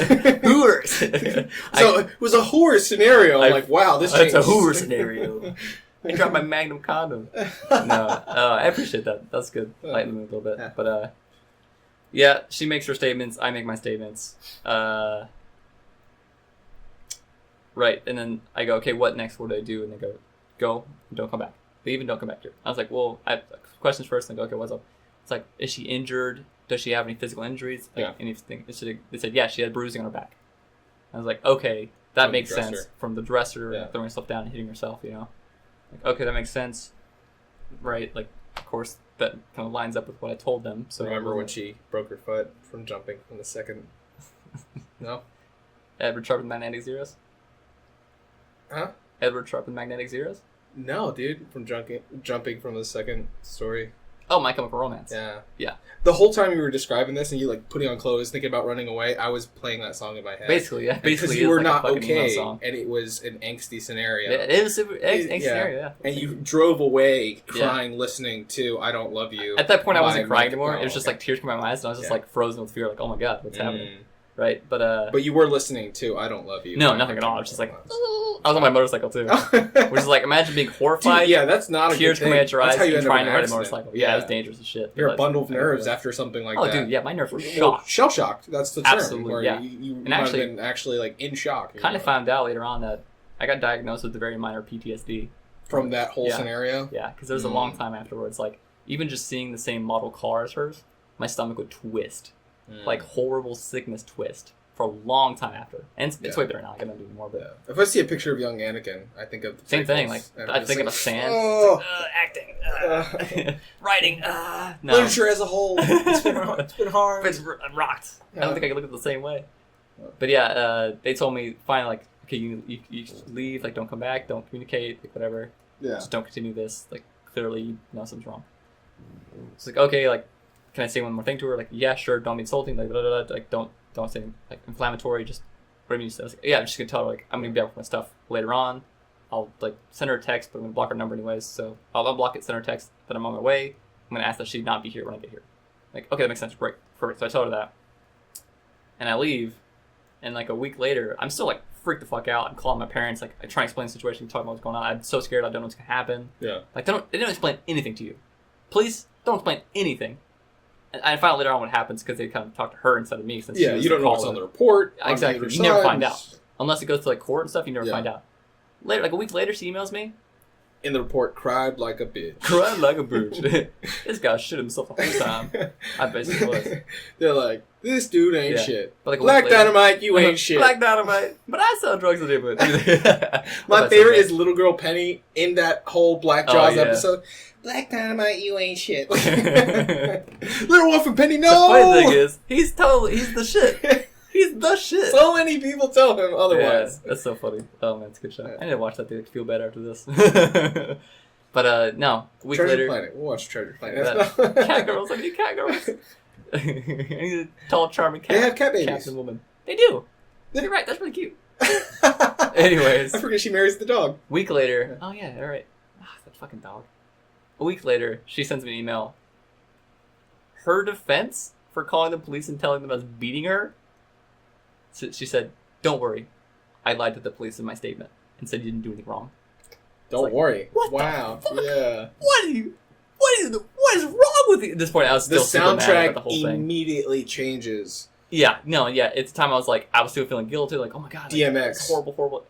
Y'all gonna make me, dude. Not even kidding. Like afterwards, it's really hard to come back from that. But afterwards, my friends were trying to help me out. You know, my friends. Yeah. I'm not naming any names, but they would call me sad boy. Were all the they time, Rough Riders? Were they Rough and Riders? More like, yeah. Did you go in mass on 4-wheelers and bicycles, popping wheelies? More or less. But like afterwards, I was in a really bad place. But they tried to make me feel better all the time. But they jokingly call me sad boy. Yeah. Because I was always sad. Because you were all constantly like, fight these tears. Yeah. They actually every time I was in their car with them, they would play that I don't remember who sings it or who raps it, I guess. But it was the move, bitch, get out the way. Oh. They'd play like hardcore, like fuck this bitch songs. Gangster rap, man. Gangster rap to try to make me feel better. I was like, I appreciate it, guys. The attempt is but nice. I can't connect with this. Oh. I need like the weepies. Yeah, it is pretty thuggin'. I play the weepies all the time. Yeah, no, that was like My Chemical Romance, I Don't Love You. yeah, that's such a dramatic suddenly video. I connect with these songs. Yeah. No, yeah, that's like a horrible experience that I had. Like really taught me a lot about how You're like, guys, I just need to unreliable. go home and listen to Seosin in the dark alone. Yeah, that was like shit experience, dude. That was so bad. That's pretty terrible. Yeah, it's rough. On behalf of all men, I'm sorry you wouldn't do that. But like, stay strong. Brother. even through all that, and even like all the messed up stuff she did, like I did a lot of messed up stuff too. Like a lot of fighting, a lot of this name calling. Like you're fucking crazy. You're crazy. Yeah. Like you have problems. Like the last thing someone with problems need is a fucking pseudo nice guy who thinks they're the hottest shit in the world, the most loving, caring person in the world, pointing a fucking spotlight at their problems constantly, saying, "Look white knights, man. That's why white knights are annoying. Look how wrong you are. Look how horrible you are to me. Blah blah blah. This is how much you're hurting me. Like look at this. Look at this. Religion. Yeah, like we were both getting fucked out from that. So of course it ended that way. Of course that happened. Yeah. But after that happened, she wouldn't stop communicating with me, trying to like reach me. Because I was like, if my stomach twisted just seeing her model of car, imagine how I felt when she tried to talk to me. Yeah. And she would try to talk to me at work. Ooh. That's not good. Yeah. So work got involved. Have you ever been like so like disassociated, like that whole like a bad situation like that? Like you hear like the ringing in your ear as the person talks. It's dude, like, yeah. blah, blah, blah, blah, blah, blah, blah. It felt or things surreal. go silent. That's the bad one. Things like, go really weirdly quiet. Yeah, no, shit felt surreal. It's like why are people closing the surreal. curtains like that? Yeah. Tunnel vision. And you're Tunnel just, vision for sure. Like you're not seeing ringing detail. in your ears. You're not seeing anything anymore. Which is also why you might have ever heard of people like witnesses can be unreliable. Oh, definitely. I understand that entirely now because I cannot tell you. I know what happened, but I know what happened based off of like the memory and not the experience. I know how the experience felt, and I know what happened because of the memory. But there are two very separate things in my mind. I got stabbed. I told you about that, right? What? This giant scar right here. That's a knife wound. No, not something like that. For a later episode. Later episode. That's a cliffhanger for you guys. Yeah. Dun dun dun. But yeah, like she wouldn't stop trying to talk to me, so I basically had to tell my work, like, look, I'm thinking about getting a restraining order against this person because I can't work. Yeah. It's constantly happening. And she got wind of that. So she made allegations of physical abuse. Like beatings, right? Yeah. And I was like... And now the workplace is involved, too. Right, in the workplace, I'm like, oh my god, how could this get worse? Like, Yeah. you put me through so much already. Can we just be done with this? Yeah. Like, I'm not trying to bring you down with abuse charges, even though now I know, like, this is abuse. Yeah. Well, not yet. I haven't been to class yet at this point. But she makes these allegations of, like, beatings against me. I'm like, no, that didn't happen. Like, I know I did really fucked up shit. And I know you did too, but that specifically did not happen. Yeah. This didn't happen. The same way you try to accuse me of that when we called the police that during that horrible incident, didn't happen. I've done wrong, but not that. And now the soundtrack changed. DMX X gonna give it to you. No, I wasn't an angry boy yet. I was still a sad boy. But I love that you've compartmentalized these feelings. because it legit like describes me who I was at that point in my life. But yeah, like she got wind of the potential restraining order. Like I told her, if you don't stop talking to me, I'm gonna put a restraining order, so you have to, because you need to stop. You're making me fucking worse. Like, this is not good. It's so powerful. You're like, it's a legal shush. It's a legal shush. I'm gonna legally shush you forever. Indefinitely. Yeah, which is in our work is like, it's a bad thing. Yeah. It's really bad, right? So if she got wind of that, anyone's work. and her response was to go, anyone's work. You have a restraining order against you? Yeah. What the fuck? Yeah, like, whoa, what's this about? Yeah. But then it's another thing with allegations, like, Yeah. you don't know the situation, so you don't want to judge it too hard. Anyways, she go into that, made allegations of beatings against me. I had to go again once again to explain the whole situation and say, like, look, the police were there. Yeah. They saw the evidence and they decided it was marked down as a domestic dispute and not domestic violence. The dispute means there was an argument. They might or might not have gotten physical. There's not enough evidence to support one or the other side, or one person's story doesn't match up. I like to imagine Or you had a person's bandana does. on your head and you were like, read the evidence! Talk to my lawyer! I'm a bird lawyer. Yeah. Bird law. No. Like, even with all that, Yeah. even with, like, okay, here's police reports saying the evidence corroborates my story. Yeah. Hers I love isn't that matching word. up. Like, okay, she's saying she's the victim here, but the physical evidence isn't matching her story, and mine is matching, like, word for word exactly what the evidence is. Which, thank God, because imagine if they saw bruises and just went, he did it. Yeah. Like, what would my life be now if that was the case? Like, I never would be that close to, like, having a tragic life, basically, ever again. So that's why I'm, like, kind of more careful about everything, I guess. Yeah. I learned a lot, but yeah, because even with all that, even with the police reports showing, like, domestic dispute, not domestic violence, there's no evidence supporting that. And I even, like, I was same way I've been right now, like, this whole, like, hour, I guess, like, just here's everything. Yeah. Because at this point, I'm too terrified and too scared and too out of it and too, like, not in the real world anymore with this whole thing that I don't know how to judge anything anymore. Yeah. I don't know if I'm right or wrong. I don't know.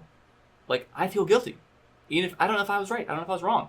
And at that time, I hadn't been to abuse classes yet, so I hadn't been to the classes to really, like, make you think, explain things, get through things, to make things logical, really, like, kind of see everything fully.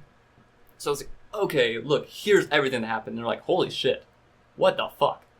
And they put me through the classes, half because these people do know the definition of abuse. They do know all this stuff. They've been to those classes, and it's their job to decide who needs those classes. And they put me through it, one, because I have committed types of abuse in that relationship, but also for the reason that the statements I told them, the whole story I told them, they told me, like, you've been through a shit ton of abuse. Yeah. You need to learn what that is. Yeah. So you don't go through it again. So that's why I say it's an amazing class, because, one, I learned to, like, kind of accept and admit, like, no, I was an abuser. I did abuse. But also to recognize and kind of learn, like, no, yeah, I was abused too, and don't allow it. Don't go through it. Don't just take it like a man, quote unquote. Like, no, be a man that says, absolutely not. Yeah, once again, No way. being tough is, like, getting Right. out in front of that difficult thing. Yeah, and, like, I don't know. It was kind of a really hard time to go through, but, you know, you learn from it, you go on with it, and now, like, anytime someone Significant kinda shows amount some of, things. like, life experience. And I hate it when someone's like, man, you kids don't know nothing of this. I'm like, motherfucker, just... Yeah, like... if you had any inkling... Yeah, and it's funny, too. It's like, Yeah. you kids don't get it. It's like, well... Like, the same way I can't judge your life experiences because I don't know you or your experiences. Yeah, two-way street. Don't judge me mine. Yeah. Don't do Like, it. what can you learn in 17 years? I'm like, a lot. We're not 17, by the way. No. I'm saying, like, as an example, Oh, like, yeah. someone's like, Yeah. what could you have possibly learned in 17 years? I was like, You dude, don't know my life. the first 12 years of someone's life and the first 12 years of someone else's life could be Yeah. vastly different. And even in a first world country. Yeah, Even no, though- like, even just a state difference. Yeah. Or a town difference. People are going to have vastly different experiences Households. in life. Same street. Right. Same street, different Yeah. households, and you're just Even like, siblings. whoa, yeah. My brother and I, we have like vastly different life stories. Yeah. Wholly different. But yeah, now like I honestly think everyone could do, and I'm with everyone else and say like mandatory classes suck. Mandatory training suck. Don't put through people through shit they're just gonna ignore. Like, It does it for the person who needs it. it does it for that person who needs it. Yeah. And there's something to learn from that class for everyone. Yeah. And they've tried to put like a public, hey, anyone who's interested in this or wants to know about this, like please, instead of like 8-week course for mandatory people, it's like a 1-day thing. We're just gonna talk about some basics, some risk signs, some things you need to be aware of, blah blah blah. No one does it. No one goes to it. But God, man, people would be so much better off if they did. Yeah. The only thing I Everyone can request learn from from that that, though, class. is brevity. It's just like, I hate that, like, you're not making any points, or you're not covering.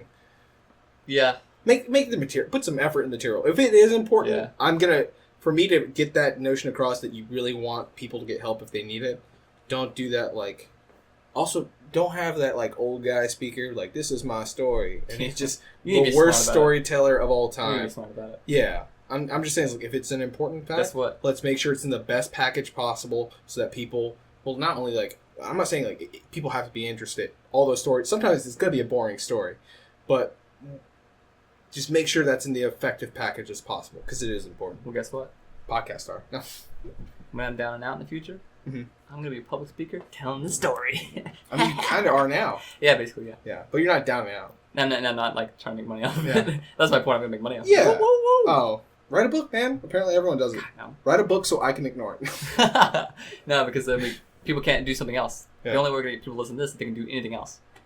It'd be kind of cool though if like someone comments like, "Yeah, I was doing something else," but then you got in the story like, "I've It's experienced something deeply similar." or, resonated like, with me. Yeah. Yeah. Or like, man, it's like I've never experienced something similar, but dude, that made me feel. that My made me only think. hope now is that Yeah. someone's not like, dude, post a picture of that chick that raped you. And just like, every time I show someone who was like, she's that hot, you were not raped. I was like, what? Like that's not how it works, guys. Yeah. That's not how it works. Like, no way. Easily a 9. And I'm just like, yeah, I just didn't want it. no, Didn't yeah. want it. And that's how I knew we were like, we're on like, sexual spectrum. Like, asexual now. I was like, look, if I was like, straight up like, she's curvy, she's attractive, I'm automatically attracted. I was like, that's not how that works, man. Yeah. There's just certain times Yeah. where you're like, I don't want to do that right now. Hell, maybe ever. You're a person with Yeah. a modicum of depth to you. There's just so much that has to happen on that list for me to be interested. Yeah. Where it's just like, and if anything, it's not like, oh, she's a woman, not interested. Oh, she's a man, not interested. It's not like that. It's just like, I take into the fact that some women, for the most part, yeah, I'm gonna get a little stereotypical. It's like vulnerable, just things that are like under that feminine umbrella that we consider feminine. Part of that is like emotional, and it's just like it's gonna be more maintenance than a guy. Like I have no problem talking to other men, but women, I was like, I consider myself not like I can't even play a video game as a female protagonist. People are like, really? What? Yeah, I always do. It's not relatable to me. Like, Right, like it ruins part of like my immersion factor. So it's like, you ever play like Tomb Raider? I'm like, no, I have not. Why? I was like, There's lots of girl people on good. cover. I'm sure it could. But at the same time, I was like, if someone's like played Tomb Raider or play Uncharted, not just for like graphic reasons. Yeah. Like, say Well, that's a the great newest example. of both. That's a good example. Yeah. Like very similar things, but which do you choose? Yeah. Yeah. So you're even at the like character creation page. I'm just like, dude, every time. Why? I want to be this for relatable as possible because that's what I look for. But That's funny. really, that you always pick women. Well, and there's reasons why I pick women every time, and like, Hitbox. No. yeah, I've heard that as an Hitbox. example. That's a bullshit excuse. No, for PvP people who Oh, are yeah, like like super hardcore, do it, yeah. they're like, yeah, hitbox And for like Dark Souls and It stuff. drives me crazy when people like when I say like, oh yeah, I was playing female characters. Like, yeah, because you look their ass all the time, right? Yeah. Like, nah, dude. No, come dude, on. yeah. Dude, come on. No, I do it because, one, when I have the option, I choose it because when you don't have the option, you're seeing the same story from the same perspective, really. Like, it's always the man's story, always the man's perspective. That if I have the choice to choose a woman, I'd rather just see the woman's story because it's just less common and more interesting to see to me. That's why I've learned to enjoy conversation with women more because I consider that thing that is most foreign to me. Yeah, like a different species, almost like, whoa, like, what? It's like, oh. Like, whoa. Like with our with our gay coworker, like you've probably heard me before. Yeah, like I'll get really inquisitive. And I was like, what do gay people like about this? Like he's the baron of all gay people. Yeah. But I totally do that with women yeah. too. But the whole answer is, I feel like I've met so many different guys and different kinds of guys, where it's just like You know that. I know dudes in general, at least American dudes, Yeah. maybe a different Even country that, like, where it's like, foreign men, like, that'd be interesting too, because different world, really. yeah, just anyone foreign. It's just like you're a baron of a different culture. That which is foreign to me, that which is other. Anything that's most foreign to you is most interesting, really. Yeah, That's kind of how we are, though. Like homophobic people, I feel like, are afraid of that foreignness. or Anything even being unfamiliar. inquisitive to that because there's like someone that implies I'm interested in it. It's like, no, dude, you can ask about something and not be interested in right. it. Like, I can talk to a gay dude without being gay. Yeah. I can talk say, like, to someone about reggae all day, and I'm just like, I still hate like reggae. But Scott's better. Dude, that is such a known factor on work now. Oh yeah, dude, because we've spread that. Scott came before reggae. That I hate reggae. Oh yeah, you're that guy. Someone like comes up, is like, I heard you hate reggae. I'm like, ah, damn it, Racist. What? I guess Jamaicans, I think. Who does reggae? Yeah.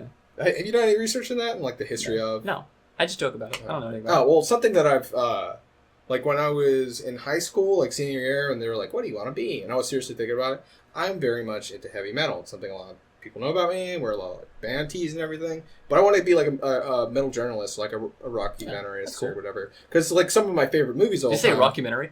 Rockumentarist, or yeah. That's cool. I've never heard that term before. Really? Yeah. It was a whole thing on VH1. Like it was an hour spot where they're like, "This is just a rockumentary," and it would be it's a journalist who does music, specifically rock music, follows the band around like a roadie, whatever, and they get to know all these bands, like people here, like famous bands, and even some of the lesser known ones. Like if you're into that genre, to me, sounded like the coolest job. If you're someone who's into a certain genre of music or just music in general, like you get to meet this person, backstage passes, VIPs. They're at all the concerts, and you just talk about their entire show, which is something that music fans do anyways. This is a job, and I found that out. I was like, what? It'd be incredible. What? If you did that, followed like really unknown bands Tool. up until Tool. Up until like they either collapse or fall through. You know? Yeah, they do that. And like over time, from your experience with all that, kind of collecting like data almost. Write a book at the What's end. the perfect band? Oh, this is a thing. This is Is that really a thing? Yes, dude. Nice, dude. Yeah. Yeah. Yeah. So there's a lot of different books out there. I own a few books, in fact, on this, on people who they are fans themselves, and they're professional is to be a professional fan, and it's like where were they at their best? And it's something so cool to me that you could be there, like you said, at the beginning and at the end of the band. It's like a person. Like imagine being with someone their whole life. It's like a parent. But yeah, you were like, I was there at your inception, I was there at your end. Like that's some deep stuff there, and it's like, and who would know more about it except for themselves? Yeah. Which is crazy too, though, because like if you're a parent, chances are only you know your child on that level.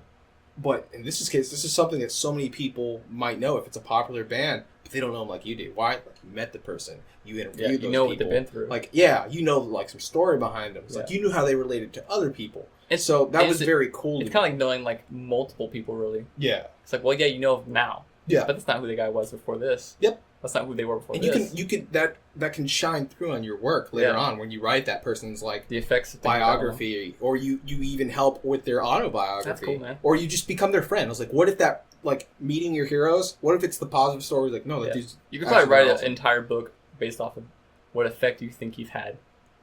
Yeah, Like how it's been done. Pops has swayed them one way or the other. Yeah. So one of the podcasts I listen to is Mark Maron, and he's had those rockumentarists on, and they do more than rock. Some of them are like just blues, just indie music, just punk.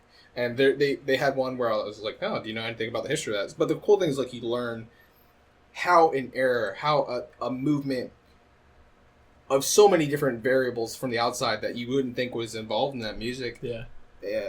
Helped create that end product. Like I was talking You to talking my today, coworker. yeah. I was like, you say heavy metal. Where metal came from. You joke. I was like, do you know the history of that? Yeah. And you just become like a bearer of this like secret knowledge. It's not secret in any way. If you seek it out, it's there.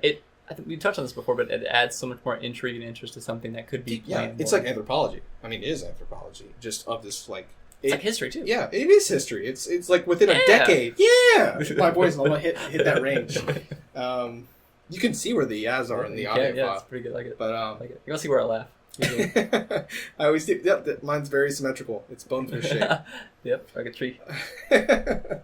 So, yeah, there's documentaries, and some of my favorite ones have been for metal. One of my favorite documentaries of all time is called Metal: The History of, and it's like, and it's this guy. He goes to Denmark. He goes to like Norway and Sweden, and there black metal is huge. It's right? not only is it huge, but the reason why it became about is because a huge amount of the population at the time, this is like 90s-ish, Just fought off Russia. no, they were, for Norway and Sweden, the huge amount were Christian, and so much so that youth coming up felt ostracized and they didn't want Christianity. They rejected it. Yeah. Well, more than just counterculture, they also, the opposite, in fact. Some of them still believe in pagan religion, and it's just like, this is not the religion of my father may be a Christian, but my grandfather, great-grandfather, like my ancestor, my people, culture, yeah. Like, if you're really getting down to it, like what it means to be like Norse, you're just like, yeah, dude, definitely. You're like, paganism is really where I should be at. That's it, on how I would imagine, like, African American today could feel like, white man's, like, that's the white man's thing. That's not my thing. And they want, like, this need to get back to their roots, no pun intended there, but, like, learn about African culture or Kwanzaa or anything else. If me as a Hispanic person, I think of it all the time. My uncle writes on this. Like, this is his profession. I have, like, a stack of books there. Those are all my uncle's books. To be honest, but I've seen those, like, heavy metal bands in, like, Sweden, Norway, and all that, like, Eastern European. All Enslaved, Gorgoroth, Gojira. I could go on all day. Please don't, because I have no idea what you're talking about. Yeah. But I've seen those, like, I've seen the themes they use of, like, Norse mythology and all that. And I always thought it was kind of silly. I've always thought, like, I never knew anything about it, but now that it's their culture. It's their, if anyone can take that seriously, it's them. Yeah. Wow, that's crazy. Like, yeah, and people write it off as silly. I was like, dude, they have no idea. Like, I always thought they just wrote about, like, Norse mythology. Because it's cool in their neck. Because it's cool. And, because it's, like, a hardcore thing to talk about. Like, war, blah, blah, blah. Big, buff gods, you know?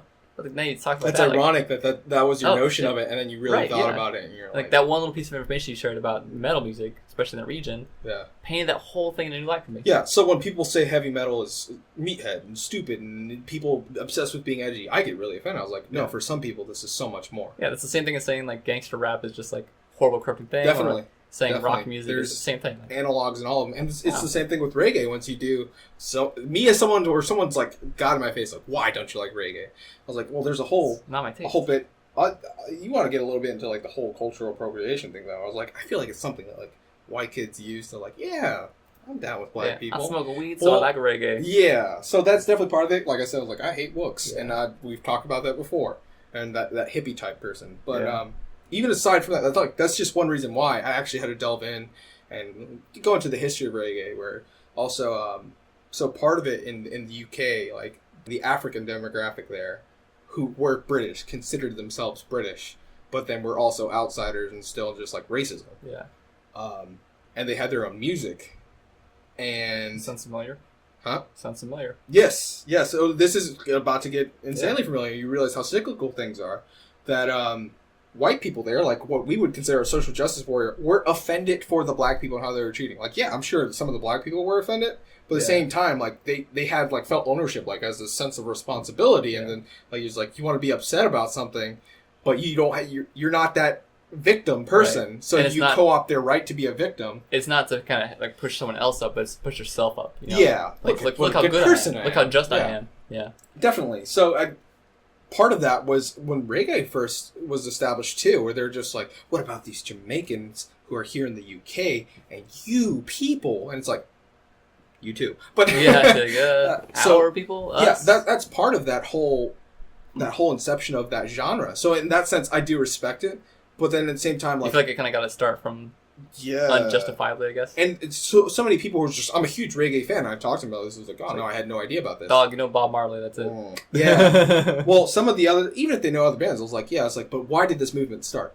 Like, what is the spawning of this, and why is it important? I don't know, but some of those things get lost in history that, like, you can only expect so much. But I get upset that they are. Like, for me, that's upsetting. So it's less of, I do get upset at the fans. It's like, but really, are you a fan? Because if someone asks me, I can always blame people for not searching for a deeper meaning. I mean, should I? No. Can I? Yes. Good point. That is a really good point about everything, really. Yeah, because at what point do we just accept things at surface value? And it was just like, no, we should definitely... Like, the same thing with that Norse youth who said, no, I should be offended by Christianity. Why? Because, once again, he had a personal conviction, he or she, anyone, really. It's like an erasure of... Like, well, once again, shame and guilt are sacred, but so is like this kind of conviction I'm talking about, where they felt in their core, they're like, no, Christianity isn't my thing. That's your thing. And they were surrounded and encroached by society. They were severely outnumbered to the point where they got militant and they started burning churches because they felt like that was their only option. Wow, Like people are just burning churches. They became vandals. I was like, no, think about this. You hear about that and you get this image of like kind of villains in your head. Yeah, but really honestly, like, these are youth who felt they like can be seen as the heroes. Their ancestors were completely absorbed by an empire, which they were. That's at the same time. Yeah. I'm saying but that's what happened. And then they wanted to get back in touch with their roots, but they felt like everyone around them were brainwashed and now absorbed in this new culture that is not theirs, and that's wrong. Yeah. And I was like, that's what I think about when I think about metal. So it's like so much more than that. And some people just like, pig squeals, you can't understand them? I'm like, no, dude, the culture around metal is whole. Yeah. And then it's crazy too, because it kind of explains almost the sound of metal too. Like why it's so hard, so heavy, so strong. Yeah. But there's so many subgenres. It was a fight, really. The way it made it sound, it was a fight. Like, definitely. You wouldn't be playing soft music in a fight. Exactly. You weren't playing music to calm people down. If you're trying to fight for a movement, you're going to make music that pushes the movement, I guess. Also, as someone who's you've explained before on being, I say agnostic, but atheist, and the modern day Satanic Church. So, Anton LaVey, a little bit of backstory here, too. Anton LaVey was really out for people's money, and I know if someone's like a hardcore Satanist, like, how dare you? But it's like, that's like their patron saint for like modern satanic religion. And, but the guy who's in charge of it now, well-spoken, intelligent individual, he's like, no, we don't believe in like some evil red-faced, goat-legged, horned creature. They're like, we believe that's an archetype and a metaphor for someone who is a rebel. They consider it as like, they don't position themselves... Symbolic. Definitely symbolism, but they don't believe Satan is a literal character, and they're just like it's an archetype of someone who like resisted like a huge authority that was unable to be beaten and was outnumbered. And I totally get that rallying feeling and that cry within metal on this group that were severely outnumbered, had no choice, and were totally cast down because of what they did. That fight, people went to jail, and then black metal had this distinction, and then the cops were going around like record stores where people would just hang out because they had that negative stigma of like, you're arsonists, you're like criminals, you're criminals. And it's like, but really, dude, in any sense of the word, they're the underdog here. They're the unspoken story. So in a way, I guess I kind of identify with that in multiple ways. Yeah. But I do like the sound too. But also, I mean, you wouldn't listen to it and like it. You can still respect the story, but not like so much. Well, also like lyrical content. I found stuff in metal that I haven't found in other genres. Yeah. And just like really insightful stuff. But then like that whole like back what I was saying too with the modern day Satanist, and this is like they have a mental evaluation. You can't just join their church. It's not like being a Christian where you're just like, I'm born again, I was baptized, I believe, I'm a Christian. Which I understand that's not everyone's criteria for being a Christian, but at some points it's really like being in Gryffindor. You just gotta want to be in Gryffindor. So many people are upset right now. Great example. I'm sure. But guess what? My podcast. Hashtag Ravenclaw. Yeah, that joke that was on the spot too. That was complete ad lib. What? I was like, yeah, what you know what you call the nickname for Ravenclaw students? Graduates. They're just graduates. That was awesome, man. That's so good. Yeah. You can, I mean, if you tried, like you couldn't deliver it that well twice. No, I can't. That's so good. But yeah, so that's what metal means to me personally. You could ask another fan of it, and it's crazy cool, and they would give you a completely different answer, which I'm fine with. I'm not saying like that's the definitive answer, but it's like when I've looked into the history and I've looked into like the genre as a whole, that's what I get out of it, and that's where some of these people, side with like Norse and pagan. It's not so much that they believe in those things; they believe in anti-Christian and their right to their own culture. Well, the crazy thing is like you said. Like satanic religion, I was like, what the fuck? Really? But then when you explained it, it's like, oh wow, that's like more realistic. They consider themselves as a body, as antichrist, and the literal definition of against Christians, not against the religion. Yeah. Like against the followers and the wrongdoing that they've seen of people who claim they're doing something right. Yeah. And that's what, if you ask me, the bulk of what metal lyrics come down to. It's a lot of finger pointing, but it's just saying in a retrospective, in a self-reflective way of saying is like, look, I know I'm corrupt, therefore, like you said, we all have the same capacity. And metal is glorified and shows off in the beginning that it's like, I have no problem putting my flaws on display. How about you? And it's just that's like, crazy.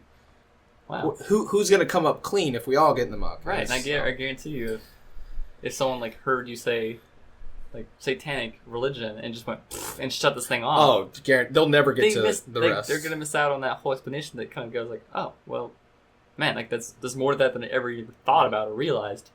That changes how you see the whole thing. Yeah, that whole methodology probably took me like 8 years. Yeah. 6 documentaries and a couple books. Yeah, that's a lot of. I was like, I'm glad I could condense that to a 20-minute. You can definitely hear like there's a lot of condensed information and effort. Yeah, like, yeah. Here's what I'm sure you could get into like rap. You can get into so many genres. I'm not an expert on. I wouldn't even argue I'm an expert on metal. I know a lot, but it's something like when our coworker came over, like he has a fair amount of knowledge too, and him and I were talking about that, and people were just like, "What are you guys talking about over there?" It's like, "Yeah, nothing, just heavy metal," and they're just like, "These guys are idiots." And then it popped over my desk. Yeah. Yo, fuck the police coming straight from the underground. Your brother cut it bad because it's brown. Yeah. He doesn't say brother. Well, there's so many. Thanks for that. You're welcome. That is pretty thuggin'. I love the MC. But one of my favorite albums is a collaboration between metal artists and rap artists from the same era called Loud Rocks, and a lot of people don't know about it. Hilarious part to me though. You know who System of a Down is? Yeah, don't like them, but I know them. So you have. Well, I could probably win you over a System of a Down just giving you their background. Already, I do respect them. Okay. Not my taste. Not okay. my. No, that's understandable. Hashtag on my music. But so have you heard any Wu-Tang Clan? Yeah, Wu-Tang Clan. Yeah, so much more. I know the communication of it, but like, I'm not. Have you heard the song with "Shame"? No, I'm not familiar with the music now. Okay. Anyways, they have a song called "Shame," and if you're not familiar, I would say go look it up. And there's a collaboration in this whole album where they took unlikely candidates, but that whole core of like what metal is and that origin story, and arguably with the same thing for rap, same notion of why they exist, and the media response that happened behind the cultural response that happened to them, and they're very evident still today.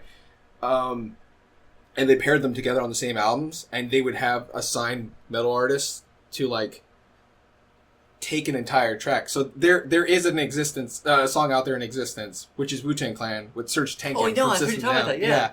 And he's singing the part for that Old Dirty Bastards verse. And I tell people this who listen to System of a Down, they're like, I never knew this existed. I'm like, no one does, and it infuriates me. Yeah, and if you don't like either of those things, or even those genres of music, you can still see that's a cool thing. Oh, yeah.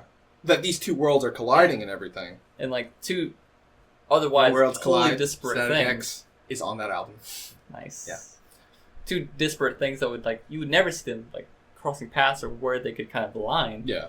Kind of no, hold on a minute. These things are that you would think on the surface are totally different are almost exactly the same. Hey, NWA and Anthrax, they had multiple collaborations. They went on tour together, and that was the big example of the time. Yeah. Where it's just like the rap group, the metal group of that like year, so many years together. A good example.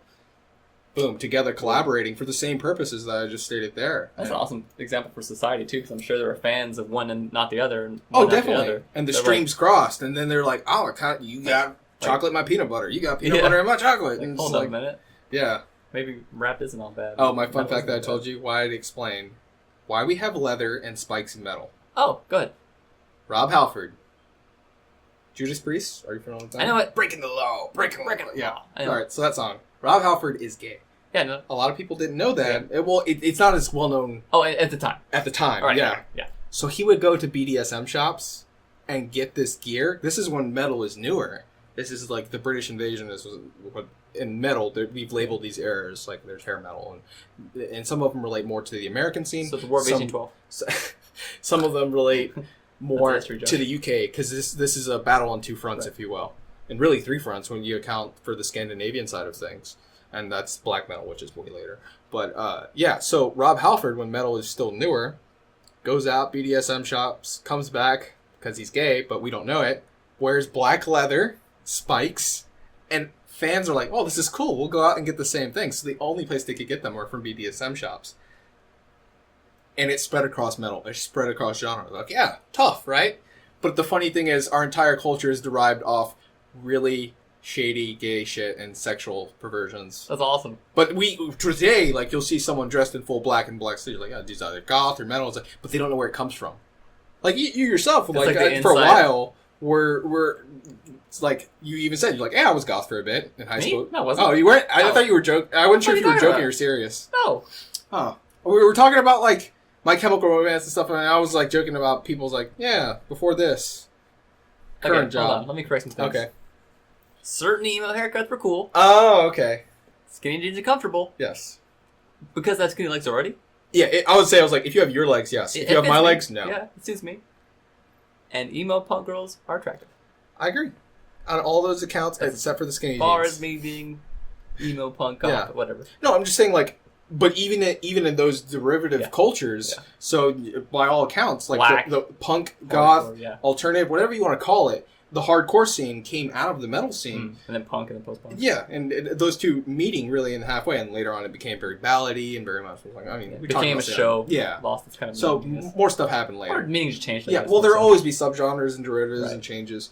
It doesn't matter how you feel about them, but you could trace the lineage, is what I'm saying. Mm. Those things also get their dress and attire from BDSM, Yeah, and you're just like, from a gay guy who's into BDSM. yeah. And if you don't know, it's like it's very funny for those of us who are informed and you are in the know on this. And I'm sure someone's like, well, actually, but Well, actually, fuck that guy. That's the thing to say Fuck to a that biker. guy. Biker in full leather and spikes. It's like, Yeah. it's like, well, actually, you're Yeah. dressed as a gay man, yeah, and that's okay. That's awesome. yeah, And it's like, what? Coming at you. yeah, Stab, stab, stab. That's good. yeah, That was a long one. definitely. You know, honestly though, it was inevitable for us to talk about some of the things we talked about. Like if we're gonna continue podcasting, we're gonna kind of get things out there, you know.